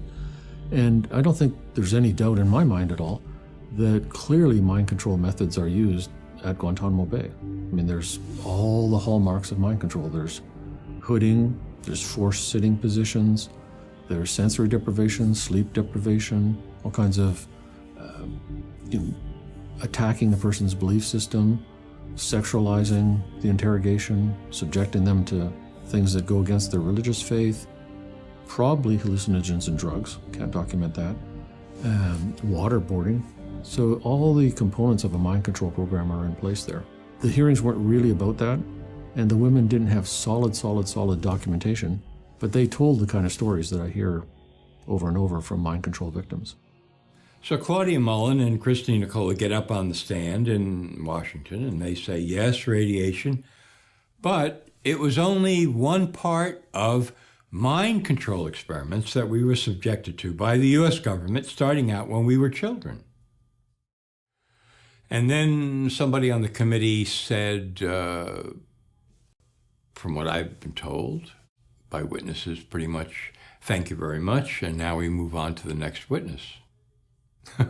Right? Like, let's pretend none of this took place.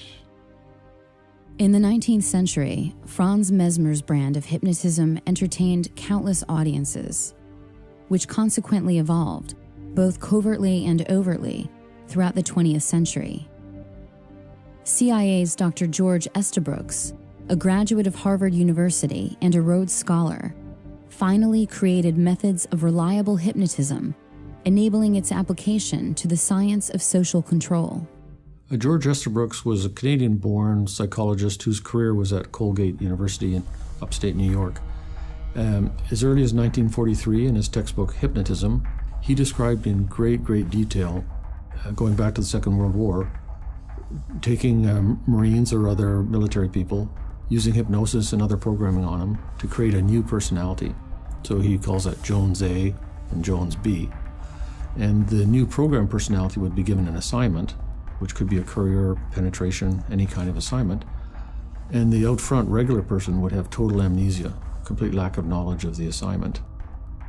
Estabrooks was a leading authority on hypnosis, programming soldiers during World War II to act as couriers, who were not aware they were hypnotized operatives on a mission. In this manner, the OSS targeted political objectives through the covert methods of assassination and espionage, leveraging the science of hypnotism. Where hands-off hypnotic and pharmacological methods fail, the physical application of actual electrical stimulus directly to the brain becomes the next logical step.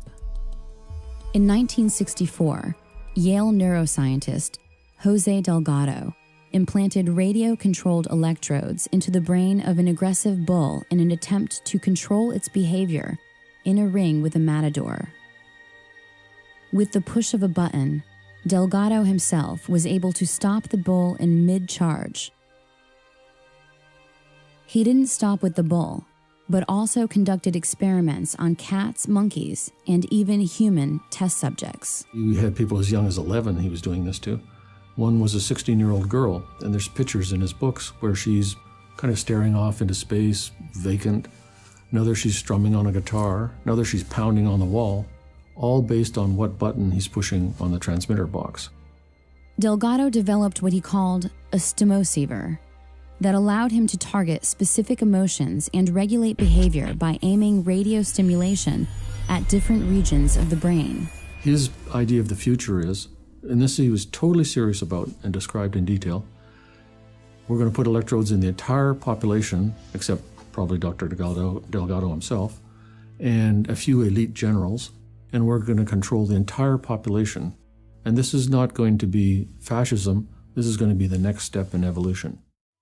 Dr. Donald Ewan Cameron was a Scottish-born psychiatrist who was president of the American Psychiatric Association from 1952 to 53, and later first president of the World Psychiatric Association.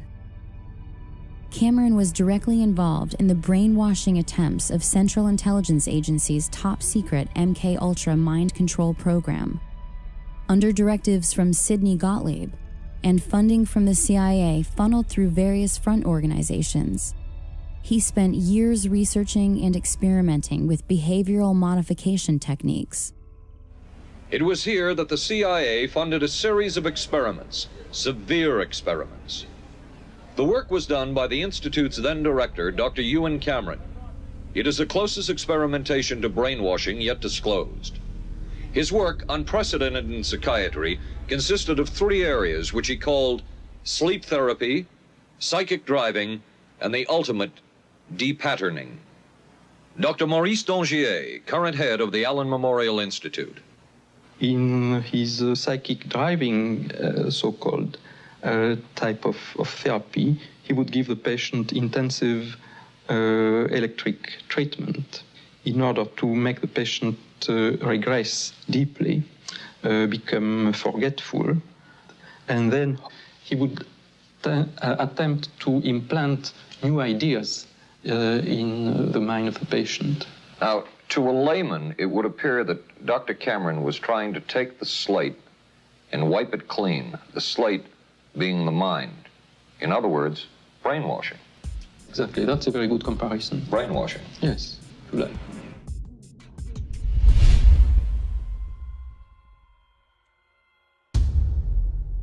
Secure your copy today at Infowars.com.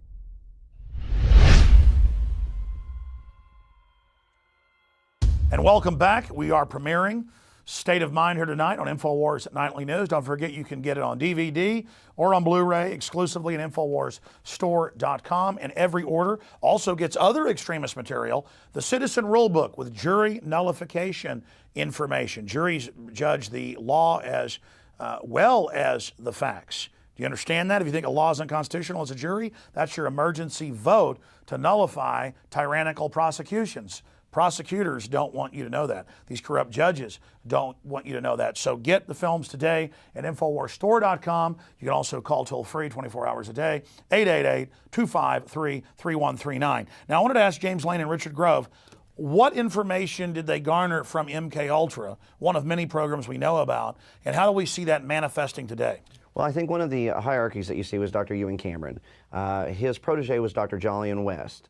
Now, his protege was Dr. John Smith, and there's this whole line of these guys. Now, Ewan Cameron and Jolly West pioneered the 3 Ds, dependency, debilitation, and dread. All right, and this is what's used today in Guantanamo Bay. It makes sense that John Smith was the head of the psychiatric unit there. Now, Jolly West was an interesting character because he actually worked with Patty Hearst, Saran, Jack Ruby, and was actually consulted with the defense team with Timothy McVeigh. So it seemed like every time one of these events occurred, they bring this guy in and kind of handle, damage control. How obvious is that? I mean, it's, plain as the nose in your face. But those 3 Ds, I mean, now how these people go to these hospitals to try to get help, and they were actually doing these experiments on them. I mean, this has all come out in the open. Well, they take them to other countries. They would move them around. They would grab people's kids. I mean, it's incredible. They're in Canada. I mean, these people were actually coming in for help. And Ewan Cameron tried to just completely, just wash their minds away and then build a new personality. And then come to find out, this is all part of the MKUltra experiments. And this guy is the head of every type of psychiatric organization in the country, So policy is definitely being dictated by him. And the things they did are just amazing. I mean, electroshock, 1 dose of it kills massive brain cells. I mean, this is like hitting somebody upside the head with a ball-peen hammer. Richard, your take on this? They're trying to discover the parameters of the human being and how to crush our souls. They're basically, if they want to wipe a human being's mentality and program a new one, they see us like a hard drive where you could just press delete by doing some electroshock therapy. And it's all about breaking people's will and making them submit to their so-called authority. And part of the psychological warfare is that it gets a lot of people in public to support that instead of asking questions. And who gives them the right to abuse us? Again, like the UN, above the law, diplomatic immunity, these globalists. Steal $1 trillion, become a world leader. Steal $1, get arrested. Well, and they gain power by being able to predict our activities. Through predictive programming, through collecting all this information, through these experiments, they can predict how people will react in certain situations, and they can plan on that. And until the herd outgrows that mentality, it's very predictable, and they're not going to change it unless you resist. Well said, Richard. Let's go back to more of the film State of Mind.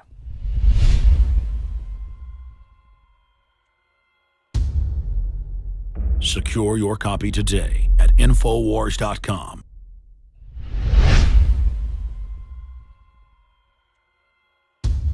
Dr. Ewan Cameron was a MKUltra contractor. Officially, it says that he didn't have top secret clearance, but I'm sure that in fact he did. The reason I say that is he was at different times president of the Quebec Psychiatric Association, the Canadian Psychiatric Association, the Society of Biological Psychiatry, and the World Psychiatric Association. Ewan Cameron was the most famous psychiatrist in the world during the 1950s. You name a psychiatric association of any size or scope, he was the president of it. He became a psychiatrist. In fact, at one time, he was the president of the World Psychiatric Foundation, and he ended up immigrating over here from Scotland and was working in Canada under Sid Gottlieb, and he headed up one of the projects dealing with LSD and with different types of mind control projects. He had especially hypnosis. His experiments were basically, there's kind of two components to it. One is psychic driving, and the other is de-patterning.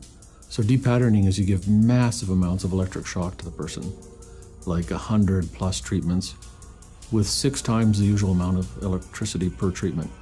Completely wipe their minds out, so they don't know who they are, where they are, they don't recognize their children. And then once they're in that state, you can add on barbiturates and other drugs, keep them asleep for weeks at a time, or kind of like half asleep, and then play tape loops over and over and over and over. That's the psychic driving. And the tape loops will be in the doctor's voice or the person's voice. And this is all supposed to program a new personality. It has been alleged in some cases that Cameron held patients against their will for weeks at a time, drugged and unconscious, under the threat of being committed to an institution for life if they did not participate in his treatments. He began a program of torture, and I don't use the word lightly, on patients who had no idea this is why they were coming to him. They were people who came to him for therapy, for help. And he experimented on them as a torturer would to create new personalities. Cameron operated, with Rockefeller funding, at the Allen Memorial Institute in Montreal, Quebec, where he contended that it was first necessary to de-pattern the minds of his patients in order for them to have a shot at recovery. He also participated in the Nuremberg trials of 1945, interviewing many of the top Nazi defendants. After World War II and the creation of the CIA, the need for a truth drug and drugs that could perform, that the CIA could use for other purposes, increased. They turned to the Bureau of Narcotics and Harry Anslinger. And again, Anslinger anteed up Agent George White to be his lead agent in this program called MK-Ultra. It started basically in 1952 in New York City. White was working with a CIA officer named Sidney Gottlieb. Gottlieb was chief of the Technical Services Division at the time, and he had access to a lot of LSD. CIA scientists had decided was the drug that they were going to focus on now. Pot wasn't considered quite potent enough to do the things that they wanted to do. White conscripted a couple of federal narcotic agents to help him, a couple of informants, narcotic agent informants to help him, and went into the streets of New York and got a softcore pornographer named Gil White to help him as well. Apparently White had his own sexual perversions, which have been written about. He was into S&M, so he had a couple of qualifications for the job, which went beyond just being a federal agent who could perform these functions. He actually was good at acting out the sorts of things that went on in the drug underworld. In 1953, the program was formalized, and it was called Midnight Climax. And White had a safe house in New York City, which the CIA outfitted with a two-way mirror with microphones and recording devices, so that White and the CIA scientists could actually film people who had been surreptitiously dosed with LSD. The program expanded beyond merely LSD. And what they found out was that the safe houses themselves were probably the most valuable aspect of this program. Prostitutes that were in their employ that would bring people to these apartments, and they could actually record them while they were doing drugs. In 1960, the CIA opened another safe house in New York City. And I talked to the people who were running this safe house.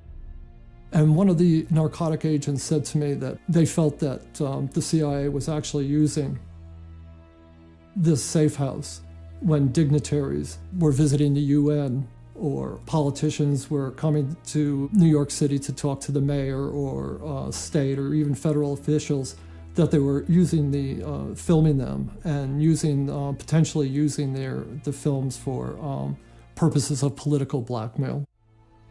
Another CIA-funded Harvard graduate was Dr. Martin T. Orne, whose expertise in hypnotism, psychiatry, and psychology was a valuable asset to national security. A close friend of Dr. George Estabrooks, Orne's work in hypnoprogramming at Cornell in the 1960s was funded by the Human Ecology Fund and the Scientific Engineering Institute, both of which received funding from the CIA.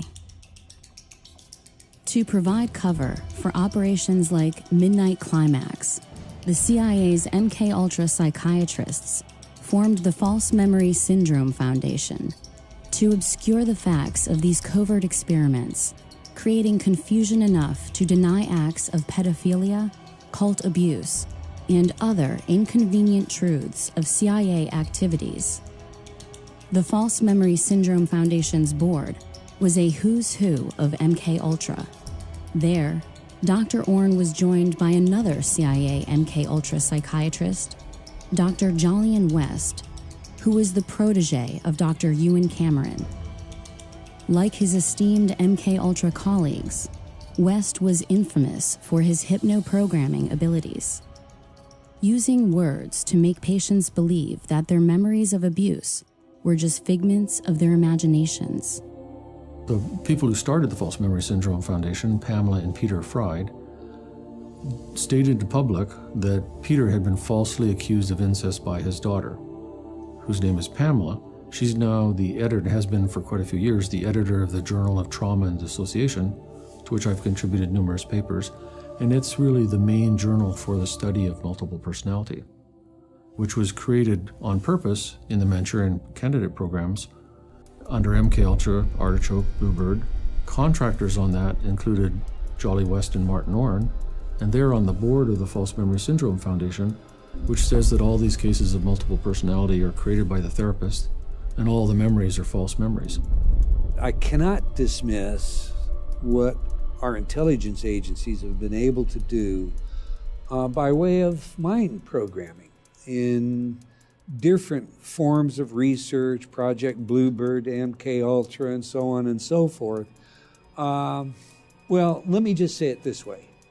Jules Romaine, testifying on behalf of the CIA to Congress, said, and this paraphrase is going to be so close to word for word, it's unbelievable, "We now know that we can take a man and, given sufficient time, educate him to kill his mother and father and eat them in a stew."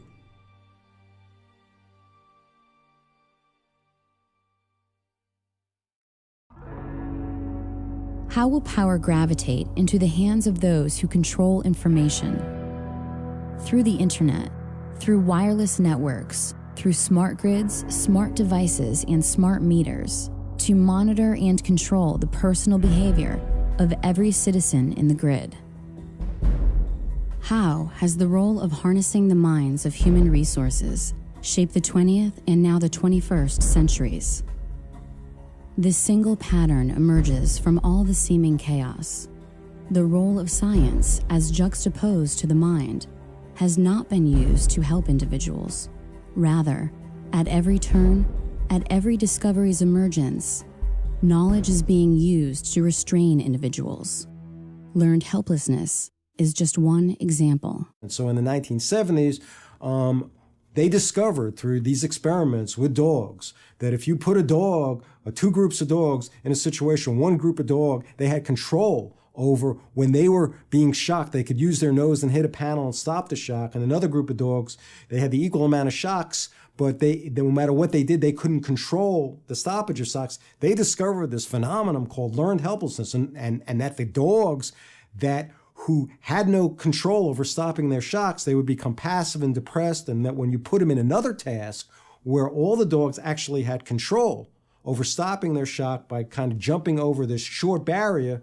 The dogs that had learned helplessness, in other words, the dogs in the previous experiment who had learned that there was nothing that they can do to stop their pain, they did not bother trying. National elections is not equal to democracy. Democracy means you really have some power over things that affect your life, okay? But when Americans think that their democracy equals national elections, and they go and they have senseless wars and corporate control with a Republican in office like George W., and they think, well, we're going to stop these senseless wars and corporate control, and we're going to go and vote for Obama, this Democrat, and they get, what do they get? Senseless wars and corporate control. And so there's a kind of learned helplessness that sinks in there. How are the attitudes, beliefs, behaviors, and values of a society transformed such that the needs of the individual are always in conflict with the demands of the group? The early 20th century trend of conspicuous consumption, or the trading of that which is valuable and sensible for that which is superficial and frivolous, swept over America and other countries around the world with the help of a few minds who were focused on changing our lives before we were even born. Edward Bernays, the nephew of Sigmund Freud, is well known as the father of modern propaganda and public relations, and for his application of psychological techniques to the field of advertising. People have a herd instinct. They tend to move in groups. They make conclusions based on emotion and feelings and desires. Edward Bernays, the nephew of Sigmund Freud, the archetypal psychologist, psychiatrist, openly bragged that there was a ruling elite that had taken control of society and that could basically program people like machines to walk off the edge of a cliff if ordered to do so. He was the guy that said, don't call yourself the Department of War, call yourself the Department of Defense. And he wrote book after book, like the book Propaganda, 1922, bragging about how we were all dumb animals and how the public mind was in his hand. They couldn't sell pork bellies. They were seen as junk meat, only used as flavoring in soups. They came out and said, no breakfast is complete without eggs and bacon, and showed a woman, in the newsreel sitting there cooking it. And he said, look, I can make these people do anything I want. And so he is really the archetypal father of brainwashing and propaganda right as the age of television began. And they took his sciences and just wrecked this country. Some of his most famous clients included Procter & Gamble, General Motors, General Electric, the United Fruit Company, Westinghouse Electric, Time Magazine, NBC, and CBS. He looked at what Uncle Freud had plumbed out, how the unconscious worked, and devised in his own mind the idea that you could cause people to do what you wanted them to do because they chose to do it. Indeed, in his work, Propaganda, he makes it clear that it is the duty of the intellectual elite to orchestrate the beliefs and behaviors of the public in order to have a cohesive society. They got together and said, well, people are too darn dumb. We have to program them mentally to do what they're supposed to do. Political science is largely based today on Bernays' work. In 1917, Bernays served on the Committee for Public Information, otherwise known as the Creel Committee, which set out to change public opinion in favor of the United States' involvement in World War I. At the request of Woodrow Wilson, Bernays personally attended the Paris Peace Conference of 1919, the same year that he would found the first public relations firm in the United States. Advancing some of this work, of course, he was commissioned by Woodrow Wilson and to assist in selling the idea of World War I, that it was about spreading democracy throughout Europe. He is, for all intent and purposes, the father of what we call today neuromarketing. It has been widely reported that Joseph Goebbels had employed Bernays' Crystallizing Public Opinion, the first book written on the emerging field of public relations, while formulating his own propaganda campaigns for Nazi Germany.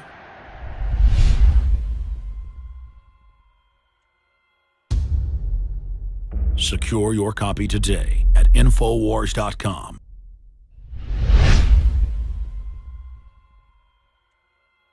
And we're back talking to the makers of this film as we premiere it tonight, State of Mind. I wanted to ask a couple of you guys, Austin Green and Chris Emery, how does media and advertising play in to the conditioning, the brainwashing? Because I find that to be the more subtle and more pervasive. I mean, you watch any show, dads are bad, families are bad, government's God, government's perfect, gun owners are evil. I mean, it's really over the top. And they call that kind of just the low-level propaganda. Well, my experience working in front of the camera for 18 years, I was in print, parts in movies, commercials. I saw the subtleties, whether it be on a sexual overtone, the colors, the basic senses, whether it be smell, sight, whatever the case may be. And it got to the point where I just said, wow, this is way too much. I don't want to be a part of this anymore. You are actually conditioned from, like Richard said, from the days you're in diapers. Some of the parents just flop you in front of the TV because that's the babysitter. That is, like you had mentioned earlier in one of the trailers, Alex, like sitting in the front of a barrel of a gun. You really have to watch that because your mind, not only because of the brain waves that are controlled, but of the pictures, the images, and telling the child, hey, this is normal, this is good, that is not good. And so as a movie maker, I says, I'm getting behind the camera and I want to try something different. I want to get the truth out there. We turned this thing completely around as a film crew, 180 degrees. And the mind control, the deception, just whether it be subtle or overt and so forth, it's unbelievable. We really have to take control of that. I mean, this is the interface that the globalists or the elites use to interface with the rest of the population to further their agenda. And so the media and the advertising is their tool for controlling the masses. It's the only way they can interact with all of us at a single time because there's just too many of us. That's a great point. And through this, you can see what their worldview is, what their end game is, and what they think of us. And it's a nightmarish thing they're pushing. Absolutely, yeah. I mean, you look at what's going on right now. I mean, children nowadays, are basically, they never grow up. I mean, that's really they're brain what's damaged. They're admitting that television lowers IQ, it dumbs them down. They don't know how to communicate. They are these one-dimensional spectators. They have no sense of self-reliance because, all the shows on TV basically show you that, to be funny and cool, basically you shouldn't learn anything, you shouldn't actually study about anything or know about anything real in the world. Oh yeah, it's not cool to be informed. No, absolutely not. It's cool to, get drunk all the time and to, basically have no morals and no values. I mean, all the hot shows on television now are all about people who have no morals and no values. I know, when you run into the general public, they're like repeating TV things. They're like a computer that thinks if they put out false info at you, it like works. And they're one-dimensional, unhappy, not even real people. It's really actually sad. Yeah, I mean, I used to enjoy television until I started to see the subtlety behind what they were doing and the programming, especially in movies as well. And nowadays it's the point I don't even want to watch any of this stuff anymore because it's just garbage. It's just... Oh, once you know about it, the programming, it is over the top. You're just seeing it all. And then I talk to TV execs and people, and they go, no, we know, we don't like it, but this is what the bosses say. Absolutely. And I'm like, so your kids are all going to be screwed up too. That's the crazy thing. Even the so-called elite, they're not getting out of this, but in their will to dominate us and dumb us down, they're really doing it to themselves. Yeah, and it's kind of cartoonish at this point. I mean, the way that people are overdoing everything in every piece of media. I mean, there's no such thing as a subtle point delivered through media anymore. It all has to be in your face, and every time it's in your face, it's never something that's going to help you live your life and find more satisfaction and thrive in the world. It's something that's going to undermine your needs as an individual and the needs of your family and your friends as well. I saw that happen actually to a greater degree as an adult, going into the different talent agencies, some of the top ones in Chicago and in Minneapolis and in Atlanta. Having the adults, the actors, taking part in this advertising, thinking that was the real world as soon as they left the agency. I says, what are you kidding me? Come on, snap out of it. You are a human being. You have the ability to take control of what's going on. Your perception of reality is so jaded and so warped. Get out and find out what's really going on. Shut the TV off. And it was a complete dichotomy and opposite of what I was taught, in the industry. Well, I mean, these people are such narcissists too. They buy into it and they actually believe it, and they are like robots. And it's all like they fake stimulate themselves. They sit there and like program themselves. and they're not even conscious of it. It is unbelievable. Well, and the flicker rate, I mean, that's been shown to put people into a hypnotic state. There's so much information on the news channels, the tickers. It's too much for the brain to take, and it actually go into a subconscious state, and they're just plugging the mainstream reality right into your subconscious. Exactly, and we're here trying to go into the matrix to get people out of it. Let's go back to more of the premiere here on InfoWars Nightly News of State of Mind.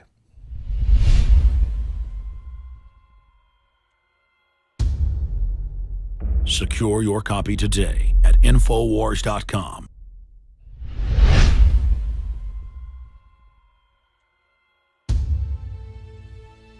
Moving beyond Bernays, other luminaries in the manufacturing of public consent included Walter Lippmann and Ivy Lee, both of whom complemented these tactics by expanding the breadth and depth of mass media entrainment of individual minds. And then I read 1928, book by Walter Lippmann, talking about public relation and public opinion, and basically saying the same thing, that the public is not inherently irrational, but they can use PR and propaganda and media to play upon people's existing irrationality instead of introducing them to the concepts and definitions of that which exists. So instead of creating world peace by putting everyone on the same page, by giving us a method to discern fact from fiction, they use that gap in our perception to play tricks on us. So that's all I've ever seen during human history, is human beings playing tricks on other human beings. As for Ivy Lee, he was not only popular with some of America's most prestigious corporations and foundations, he also found time in his busy schedule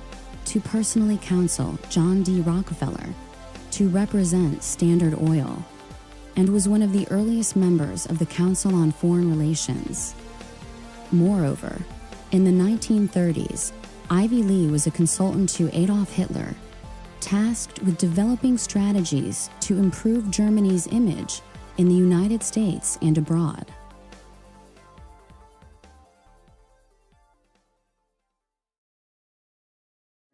Kids are impressionable. That's why here at this station, we watch the programs and commercials your child watches carefully. He may see bad guys, but not in the role of heroes. He'll learn that crime doesn't pay. Because your child's welfare is our concern, too. That's part of our code. The code of the National Association of Broadcasters for television and the greater public interest.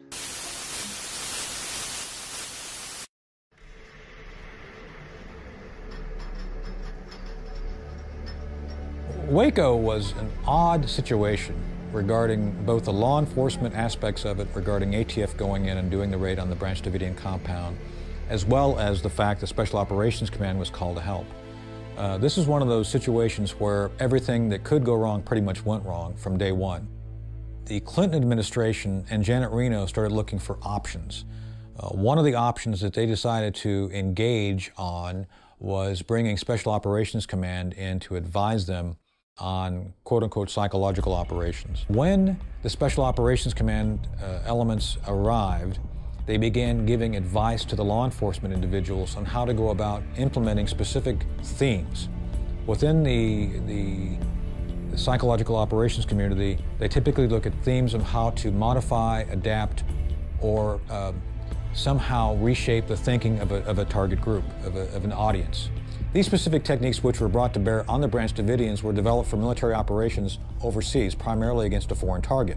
So another question has to be asked: what is the wisdom of using psychological operations techniques developed for an audience against a U.S. target? Again, a very controversial issue. How does one defend themselves against strategic information, propaganda? It's a very simple answer.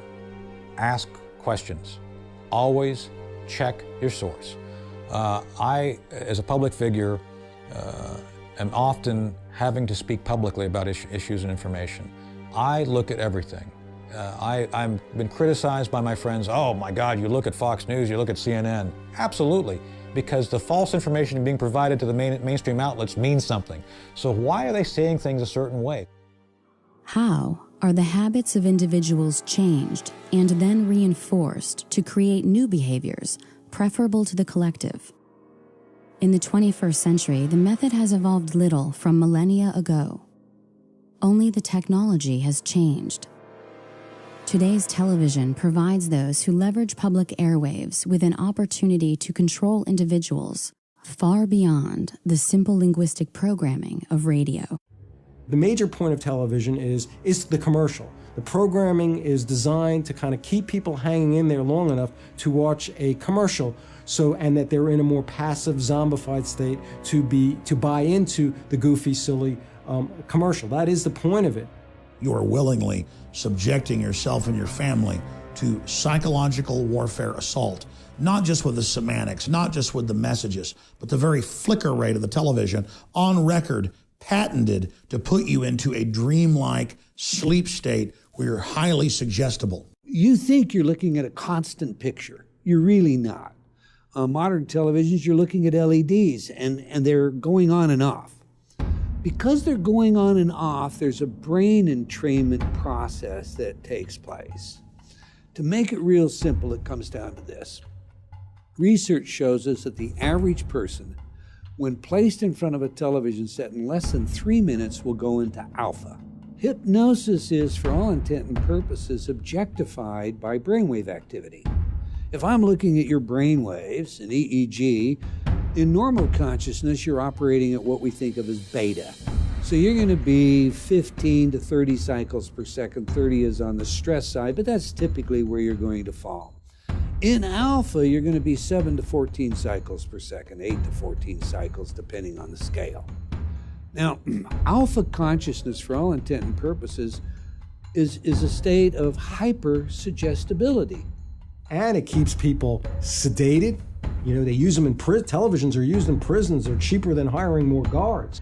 Of course, people are going to be then told that it's okay not to just have one television, but to have 3, 4 televisions in a house, and to be not watching it just on a normal television set, but on their phone and on their laptop. And you want to normalize this kind of crazy thing of people spending 5, 6, 7 hours a day watching television. Television has been the ultimate tool of mind control. And for more than 60 years, children are set in front of it as a babysitter, while they are bombarded with images of violence and decadence and corruption. And what it does is it just acclimates the child that when they see a real person dying on the street, they don't go over and aid them. We see this happening because, oh, that's entertainment. In fact, people now have been recorded laughing at someone hurt because it's just more entertainment. They've had their basic empathy disconnected, cut off. The role of advertising has certainly evolved away from one of utilitarian necessity in communicating the form, function, and value of a product.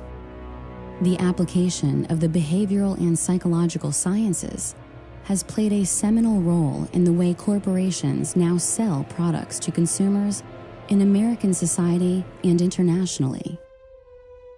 In 1921, after leaving Johns Hopkins University, John B. Watson, the founder of behaviorism, took a job with the J. Walter Thompson Company, and by 1928, he was vice president of the entire firm.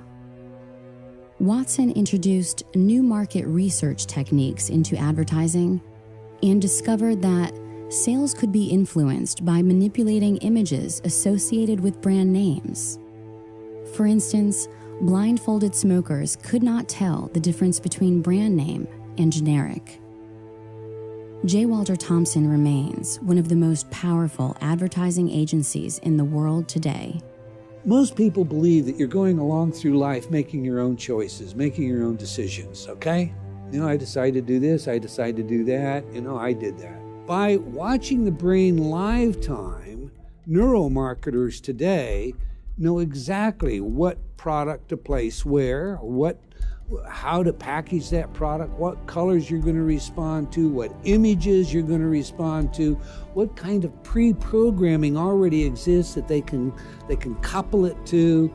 And so when you have a society where people are being told at every level to consume, to buy their way into happiness, and that's their only salvation, that's their only way into happiness, is to then you have what I call a kind of fundamentalist consumerist society. How is that problematic? Why is that dangerous? Well, when you have people who only care about buying things, you're gonna make people weaker in a lot of ways. You're gonna certainly make them less self-reliant. And when they're told that you just buy things, buy your way into happiness, they don't realize that you can gain strength by doing a lot of things yourself, okay? You also make people self-absorbed. I mean, a point of all advertising, which is the technology of consumerism, is to get people to care, over focus on every one of their needs and every one of their feelings. So if they're having a bad day, they must focus on that and focus on how depressed they are. Billions and billions and billions of dollars have been spent, privately and publicly, looking at how to tap into your psyche, how to cause you to make choices that you wouldn't otherwise make, to do things that you wouldn't otherwise do, to consume, whether it's a product or a plank in a political platform. I've also asked the school board to make a part of every day some kind of anti-violence, anti-gun message. Every day, every school, at every level. One thing that I think is clear with young people and with adults as well is that we just have to be repetitive about this. It's not enough to simply have a catchy ad on a Monday and then only do it every Monday. We need to do this every day of the week and just really brainwash people into thinking about guns in a vastly different way. To me, with the media just willing to report whatever the government tells it to report, that gives the government free rein to create whatever story or narrative it wants to create for whatever purpose it wants to create a story for. And that's where we're at. That's why when you put on the 6 o'clock news and you switch from one channel to another, they take their commercial breaks at the same time, they tell the same news stories, and they tell the same news stories at the same time. But then you go to the internet, you go to BBC out of London, or one of the other foreign news services, and you see all kinds of news that we never hear about here. Mass media today is the cutting edge of psychological warfare, and it is nothing but an all-out assault against the general public. When you watch mainline establishment television, you are putting yourself in front of the barrel of a gun.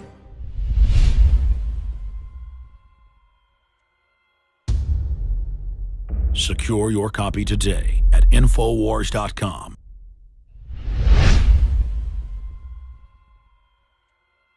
We're back. I'm going to talk to James Lane and Richard Grove right now. How are the ideas of Huxley's Ultimate Revolution integrated into American culture? And I want to discuss the pharmacological control of the anti-authoritarian personality. And I want to talk about what are the solutions to overcome the control. Well, the Huxley family was deeply into eugenics, and Aldous Huxley was a famous 20th century writer who died the same day as Jack Kennedy, oddly enough. So when you look into his writings about utopias that they were trying to create, a technotronic elite, these ideas of the ultimate revolution, that they would harness human beings and they would love their servitude through pharmaceutical methods and all these other things that he described back in 1961, these are really all reflections of MK Ultra. And so when you ask who came up with these ideas of MK Ultra, like that was an operational project. Whose needs was it serving? It's serving an elite class who's a predatory class. They're interest-specific kleptoparasites. They are of the same species, but they are preying on us. They are plundering our production, and they use knowledge, the knowledge gap as a power gap, as a wealth gap, and that is the harness of control. Well, I think the pharmacological control is seen today. I mean, we've kind of got an amalgam of Brave New World in 1984. And I mean, Huxley, when you read Brave New World, I mean, this is what is happening today. I mean, they actually call one of the drugs now Soma. You know, I mean, it's like they're not even hiding that. That's from Brave New World. Yes, yeah, it is. And the whole agenda was laid out there. And all you have to do is, you know. Well, it's like they're using 1984 as an instruction manual. And so now anybody goes in for anything. A kid is a kid. You know, we just called it daydreaming, but, you know, when I was a kid. Now it's like they want to shove ADD drugs down their throat. You know, anybody that goes in for the slightest thing, maybe you're having a bad day. Now all of a sudden you're diagnosed with this major disorder, and Big Pharma is giving you drugs. They're funding hospitals to where they go in, and if you want the money, well, you've got to push drugs as the only solution. And I think that this is, you know, Huxley called it how many years ago?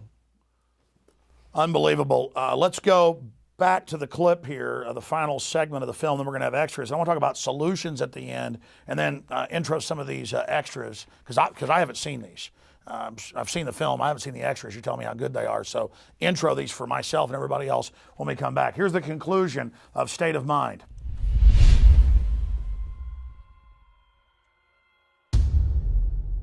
Secure your copy today at Infowars.com.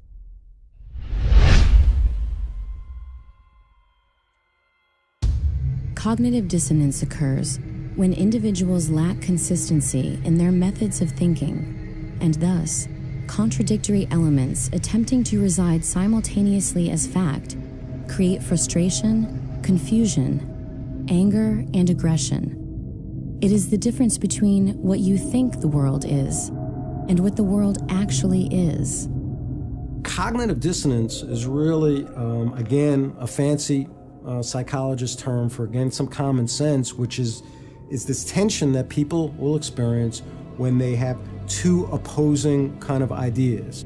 The role of psychology in advertising is to create cognitive dissonance, or the conflict between what you have and what you want, and to fill that void by adapting your behavior accordingly in order to achieve your reward.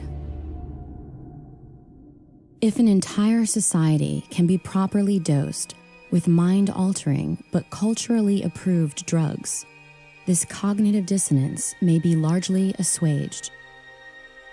With social control as their aim, the ruling class sought to expand their ability to influence the individual. Mind games, those of psychological warfare and advertising, were simply not enough. The opportunity existed to employ chemical treatments, physically affecting the hardware of the brain, to complement the already existing harmful software in the form of effective propaganda and advertising. The tax-free foundations, including the Carnegie and Ford Foundations, followed the lead of the Rockefeller Foundation in the widespread funding of pharmacological solutions to social control. And they say, we will give you $1 million for your medical school if you teach pharmaceutical drugs in your medical school. So the doctors come out, they're very happy because they got this wonderful building, all these high-paid teachers, the best talent, the best brains you can buy, all funded by tax-exempt foundation money. But what comes out of that is that the doctors are taught drugs, drugs, drugs. Psychiatry itself as a profession is one gigantic mind control operation. What happens when the habits demonstrated by groups of individuals reflect the outsourcing of their intelligence to so-called experts and authoritarians who are self-appointed to make decisions on their behalf? You can have a psychiatrist testify in court that somebody has ADHD or clinically depressed or this or that, but every one of those official mental disorders is a total lie and a fraud because there is no diagnostic test for any of these disorders. Not ADHD, not bipolar, not depression, not schizophrenia, not anything that you've ever heard of that is a discrete mental disorder. The American Psychiatric Association has a committee, and they create this thing called the DSM, their Diagnostic Bible. And they decide what goes in there. And they decide that certain people who don't pay attention to boring things have this disorder called attention deficit hyperactivity disorder. And if you accept that you have a disease, as opposed to like, well, maybe I'm somebody who can really pay attention to things that are interesting me, but I'm somebody who's stubborn enough to not really want to pay attention to things that are boring for me. And that maybe that's a good thing. That's how you maybe have something really a worthy contribution, as opposed to allowing people who are bores to fill up your whole life. You only want to listen to things that actually really are interesting for you. If you accept these ideas, though, that you have a disease or there's something essentially wrong with you, you're going to be more a prey to authorities controlling you. And some of these drugs, such as the SSRI antidepressants like Prozac, Paxil, Zoloft, and so on, are known to induce violent behavior, including suicide and homicide. And you have a profession like psychiatry that is seeding the country, like planting seeds in a garden and a farm with these diagnoses and these drugs. This is Operation Chaos. Part of the problem of psychiatry, when it comes to diagnosis is that they really seem to have no political awareness. of their pathologizing of anti-authoritarianism, of stubbornness, of rebellion. This is, I think, a part of the reason for that is I think that an overwhelming number of psychiatrists, psychologists, mental health professionals are more kind of compliant people. And when they see non-compliant, more stubborn, more oppositional kinds of patients, especially young people, that creates a lot of anxiety for them. And so you have this power, and you do this for 10 years, 20 years, 30 years, 40 years, 50 years. These little seeds, which are drugs, you see, that affect the brain in various unpredictable and horrendous ways. And you have that power to do that for 50 years. Don't you think you could really call that mind control? That's mind control par excellence. If habit is thus the enormous flywheel of society, and habit keeps us all within the bounds of ordinance, then it is our habits which enslave us to the so-called children of fortune. For their fortune exists only because our habits prevent us from outpacing the status quo and growing in the light direction. How might we begin to change our habits such that our actions are no longer in conflict with our needs as individuals to survive and thrive in this world? And what will happen if we do not resist? We're heading toward a system where we're going to have economic collapse, real crisis, be much worse than anything we've seen. We're going to be in a position where most people won't understand how it came about. They won't realize that it's the result of government policies, of corrupt politicians, and so therefore they're going to go to those same corrupt politicians and endorse the same policies, and we're going to get more of the same. And that is where we're headed. It all goes back to people who are smarter than us, who are polymaths, who are organized and have a lot of office supplies and infinite money because they can print it out of thin air and everyone else takes it and says, this is real. That's not real. Your mind is real, objective reality is real, wisdom is valuable because we can learn how to survive together with that. But all these things that they make us think are valuable, like petroleum or any of these other commodities, they're all fear-based. And if we just really understood what was going on and our voluntary role in it, we wouldn't play such a role in our own servitude. So we come to a point in our lives where it's fair to ask, what was the last original thought you had? The way you walk, the way you talk, the vocabulary that you use, all of these things are built into the expectation you have of yourself based on the role you have chosen to play in the theater of life as it's been defined to you. I think we're seeing what the consequences are of just complying with everything right now, because that's what most people in America do at this point in time.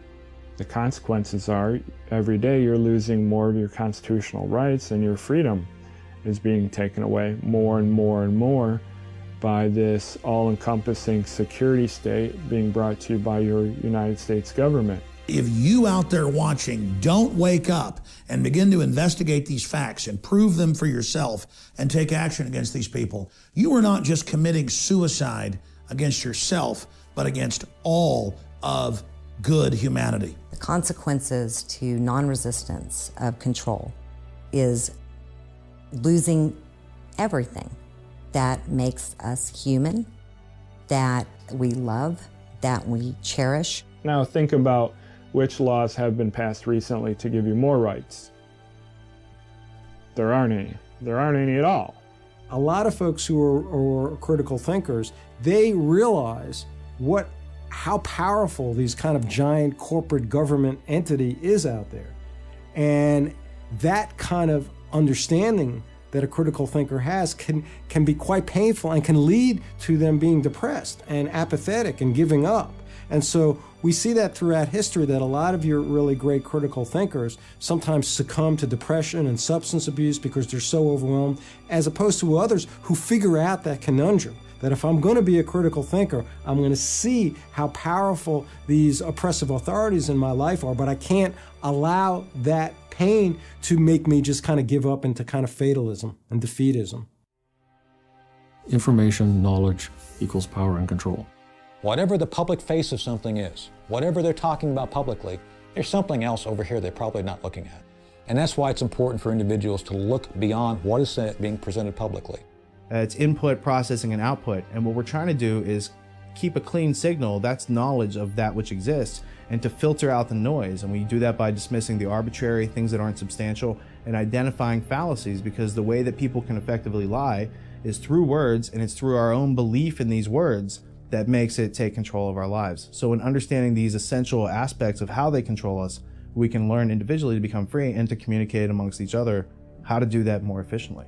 Don't buy the propaganda. Don't believe what's in the mainstream media. It sometimes is true, but often not. There's only one thing that we can do to change the course that we're now on, and that is to recapture the system. All of the positions of power in America today, and to a large extent around the world, are in the hands of collectivists, people who believe in the very system we have. They like it. First thing we have to do is we have to take the schools back, and then we have to educate the kids that, hey, this happened in the past. These are the things that happened. You have to have a conscience, and you have to take a stand. And no matter how many people want to get you in the group, don't be part of that, because you're going to lose your individuality if you become part of the group. You have to kind of forgive yourself, and once you do that, you can have greater compassion for other people who are still being victimized, who are still believing that those who are controlling their lives actually care about them. A large segment of the population that are so-called conspiracy theorists, but I don't have a problem with these people. They should be questioning things that are going on, because we can't trust the media to accurately report stories. Activism can help a society that's already falling under the weight of its own stupidity fall a couple of generations earlier, all right, to be able to move into a healthier society. When you get down to the ideas of what we can do to free ourselves, you have to first look at what exists. So what exists is, this system is organized, it is there to control the crowd. And if you do not resist it, you lose all individuality, you lose your identity, you outsource your thinking, you are being denied your life. And that is every bit as serious as someone trying to stab you in the back, because without your life, liberty, and the ownership of your own work and your own labor, you have no rights under their systems. Freedom means freedom, not some freedom, but all freedom. As long as you don't take away the life, liberty, or property of your fellow man, you should be free to do everything that you want to do. That's what built this country in the first place. So the solution to the problem is to return to that high ideal, return to that high ground. Then everything is possible. You don't have to like the system you're in, and frankly, you have every right to speak out against it. Freedom of the individual is where you start. And then the individual can say, what am I going to do with my own freedom? How am I going to use my imagination and my creative power to invent realities of my own and make them fact in the world, as opposed to sitting back here passively and letting elites manufacture reality for me. Humanity is worth resisting this, and if you don't stand up against these diabolical globalists, you are turning our species and our entire history and our entire future over to these people. You're betraying our ancestors who fought against incredible odds so that we might have some basic freedoms. And you're betraying yourself, your children, your family, and all future human generations. We can't turn our species over to total darkness.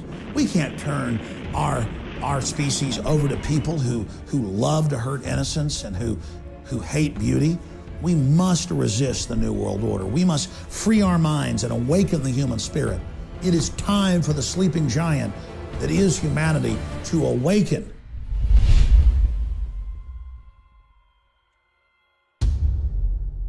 Secure your copy today at Infowars.com.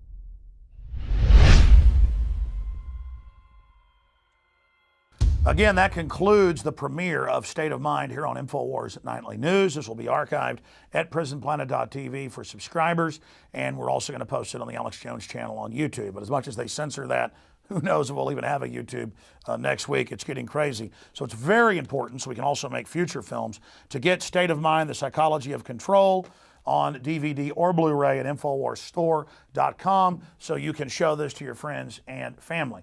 And also feel free to have people over to your house or to share your username and passcode with them for prisonplanet.tv so they can watch this full presentation. I think really augments the info for people that are watching and are members of prisonplanet.tv. But I wanted to give each of you about a minute and a half or so going around the table here with James Lane first to crystallize any final points about the documentary State of Mind. I just really want to ask people out there to get this and show this to your friends and family. I think that this is a really powerful tool that you can affect true change. Absolutely. Richard Grove? We're all born into control, and you can't do much about it until you use your 5 senses, observe what's going on, identify what you need in your life. I also identify the contradictions that you don't need in your life, and then make changes. Change your habits, because it's the habit that is the enormous flywheel of society, and that's how they control us. The thing that I want to ask everyone is, stop accepting what the establishment is force-feeding down your throat through school and your job and everywhere else. Start questioning everything. Stop accepting the fact, or stop thinking that everything you were taught in school is reality. There's so much more out there to discover, and this film is really just a stepping stone, a point where you can see that there are all these branches of information that go out there, and then you can take that initiative upon yourself to go out there and research this more in depth and find out that we're not just making this up. This stuff is real. There's real information out there. Truth is truth. Chris Emery. I would suggest tomorrow, call the cable company, cut off your cable service. Shut your TV off, read more, spend more time with your family, and get out and find out what's really going on. Don't let the media control your life. That's right. Don't consume globalist propaganda media. Analyze it when you have to, but produce your own media. Make your own art. Be creative. Use your imagination. Get outside the box. And stand up against the globalists, because we know they're bad guys. People out there, you're good guys. You're good men and women out there. You care about humanity. Well, stand up and be a leader. And it starts little, but we're going to be able to change the world by all of us doing little things. Going back to James Lane in closing, we're going to show back-to-back some clips here of some of the things that hit the cutting room floor, not because they weren't powerful, because as you said, the film just couldn't be 10 hours long. Tell us about a few of these clips we're about to see here in closing with the documentary film and extras of State of Mind. Well, we got a few clips here. We got one from Anthony Schaefer. Man, he had so much information that we just couldn't put in the film. Douglas Valentine, he's actually going to be speaking about a story from whenever he was a child, where that really woke him up to how authority is just accepted. And some other clips as well. Yes, absolutely. All right, and we'll end it with these clips back to back here in a moment. I just want to say great job to all of you. Fabulous job. And, Chris, I think I've known you like 10 years. And you guys have known a couple years now, and just getting to know you guys. Very, very exciting what you've done. And it's good to see independent filmmakers out of the gates in just the last few years put out 2 great films. So we salute everybody involved there with Free Mind Films. And I hope that all of you will support what they've done and the InfoWar by getting it on DVD and Blu-ray at InfoWarStore.com, the exclusive distributor online of these documentary films. And so here are some of the clips from the film that did not make the final cut. And then we'll see you back tomorrow night, Lord willing, on the Thursday edition of InfoWars Nightly News.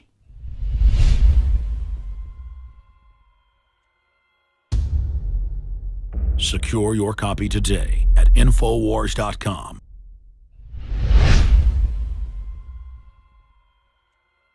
Society, people think, oh, they don't exist anymore, do they? Well, they do, and Quigley wrote about them.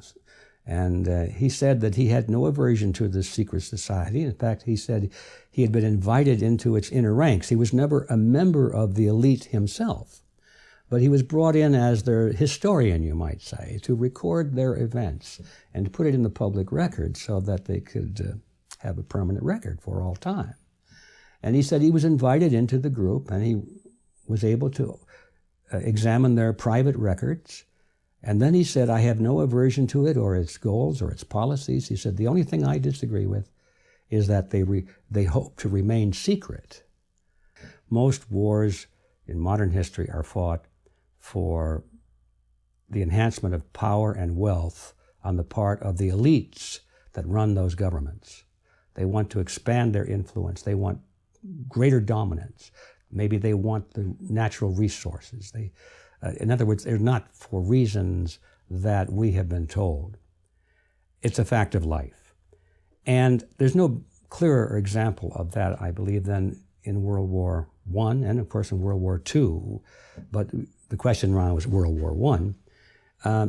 The American people at that time were very complacent about the war going on in Europe. It was a war between, Germany and France and England. Okay, I'm sorry about that, but leave us out of it. We declared our neutrality and everything, and we just said, we hope you guys work it out real soon, which is the way we're supposed to be, There was no particular national interest on our part to be involved in that war. We weren't that threat. And besides, according to our Constitution, the only purpose of our government was to protect us to protect our lives, our liberty, and our property. If it didn't touch in those areas, we're out of it because the Constitution forbids that power to the government. Anyway, that's how the American scene was at that time. And people in finance and in government really had a different point of view because, you see, J.P. Morgan at that time was the bond broker for the British bonds. The British government was trying to raise money in addition to taxes. They were borrowing it through bonds, so they were issuing bonds. And J.P. Morgan was given the franchise to sell those bonds in America. And he sold a lot of them. Advertisers have done is they've looked at Freud and psychology. And they've looked at the id, the ego, the superego, the thanatos urge. They've looked at the conflict that Freud discussed that human beings live in, this psychic tension, the impossibility to live up to the requirements of a superego, a perfect parent, the libidinal urges that drive us towards sexual impulses and gross behavior that we have been trained, and fortunately so, to harness and find socially acceptable ways to act out. Now, because they're aware of this tension, because they're aware of this heightened arousal, this anxiety that exists, they look at how they can tweak it, how they can play on it. If, for example, I can cause an arousal and associate that arousal with a product, just as with Pavlovian conditioning, you're more likely to remember that product, especially if I have repetition in it.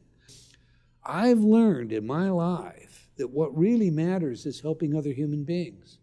And when I help somebody, I get that feedback that says, your life matters. This day mattered. You're here, and it's good you're here. And that is a self-actualizing principle. To appreciate it, in my view, you have to first understand who you are, break free from this manipulation, stop the cycle that we all get caught in, and convolute the model. Convolute the model instead of looking, what is it that I can get? Maybe think back to Kennedy's words. It's what you can give. Don't ask what you can get from your country, but what you can give to your country. Don't get up in the morning with, how much do I get, but what can I give? I know this. It doesn't matter if you're an attorney, you're a doctor, you're a plumber, you're an auto mechanic. When you do your very best to help that person that comes to you as a customer, not to take their money, but to help them, to sincerely help them, you make a difference. Doing your very best is as close as you're ever going to get to being your very best. Cheating yourself by whatever means, whether it's on your taxes or not keeping your word or cheating yourself, is cheating yourself. I'll say it again. Doing your best is as close as you'll ever get to being your very best, and there's very few of us in pursuit of that today. The fact that I can speak here freely to you, to all of us, is a great, I think, indescribable benefit of our society, one that we should defend tirelessly. The idea of free speech, free expression is the best antiseptic against manipulation, against propaganda, against information operations. And that's why it's so critical that we as citizens always try to seek the truth, always try to be true to what's best for the country, e pluribus unum, versus what may be good for the short-term benefit, the idea of short-term gain, basically giving up freedoms. Giving up freedoms is never a good idea, and frankly, once you give them up, it's always harder to find them again in the long run. Excellent. One more question. We can keep it short. You've already basically answered Sure. this, but we can. how do people, I mean, we're going to be talking to the audience now, how do the people who are learning about this, how do they defend themselves against strategic messaging that is not in their best interest? How does one defend themselves against strategic information, propaganda? It's a very simple answer. Ask questions. Always check your source. I, as a public figure, am often having to speak publicly about issues and information. I look at everything. I've been criticized by my friends, oh my God, you look at Fox News, you look at CNN. Absolutely, because the false information being provided to the mainstream outlets means something. So why are they saying things a certain way? What does this really mean? Even false information means something. So that's why it's important to understand what's being said when it's being said. In addition to that, then, you want to go to blogs, you want to go to original sources where people have firsthand experience. And you got to combine all of these things to understand the world. The world is a complex entity. Frankly, one of the things which has happened that goes beyond, say, 2,000 years ago is the level and scope and availability of information. We are inundated with information. That's why it's even more important for individuals to sort through it as rapidly as possible, to seek the truth. And frankly, you know, people, I think, are smart enough to understand when something's true and something's not. I guess you could call it your spidey sense. If something doesn't look right or smell right, it probably isn't right. So go with that. Try to understand why you feel that way. Always ask questions. Never accept simply what is presented at face value.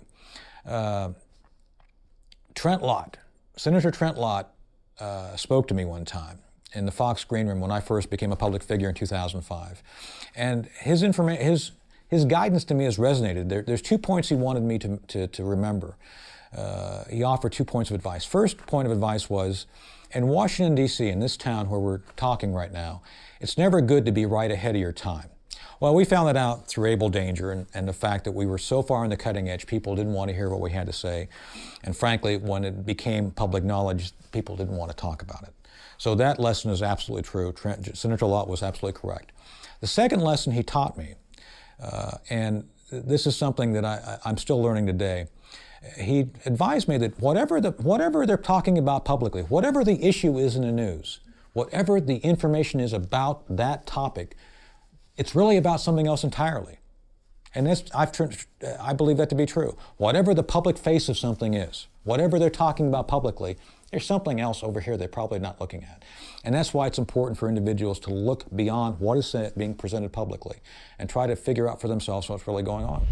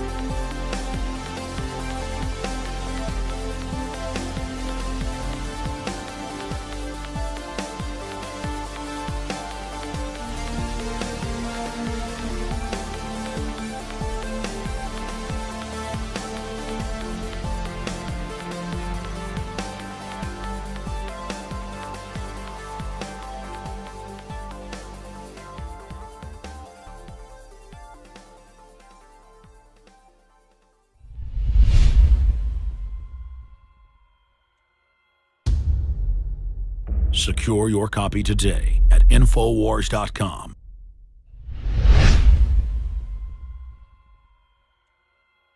Now you can watch The Alex Jones Show live as it happens at Infowars.com/show. You'll find links to all of our content there and a free 15-day trial for Prison Planet TV. More than 60 movies and documentaries all in one place at Infowars.com/show.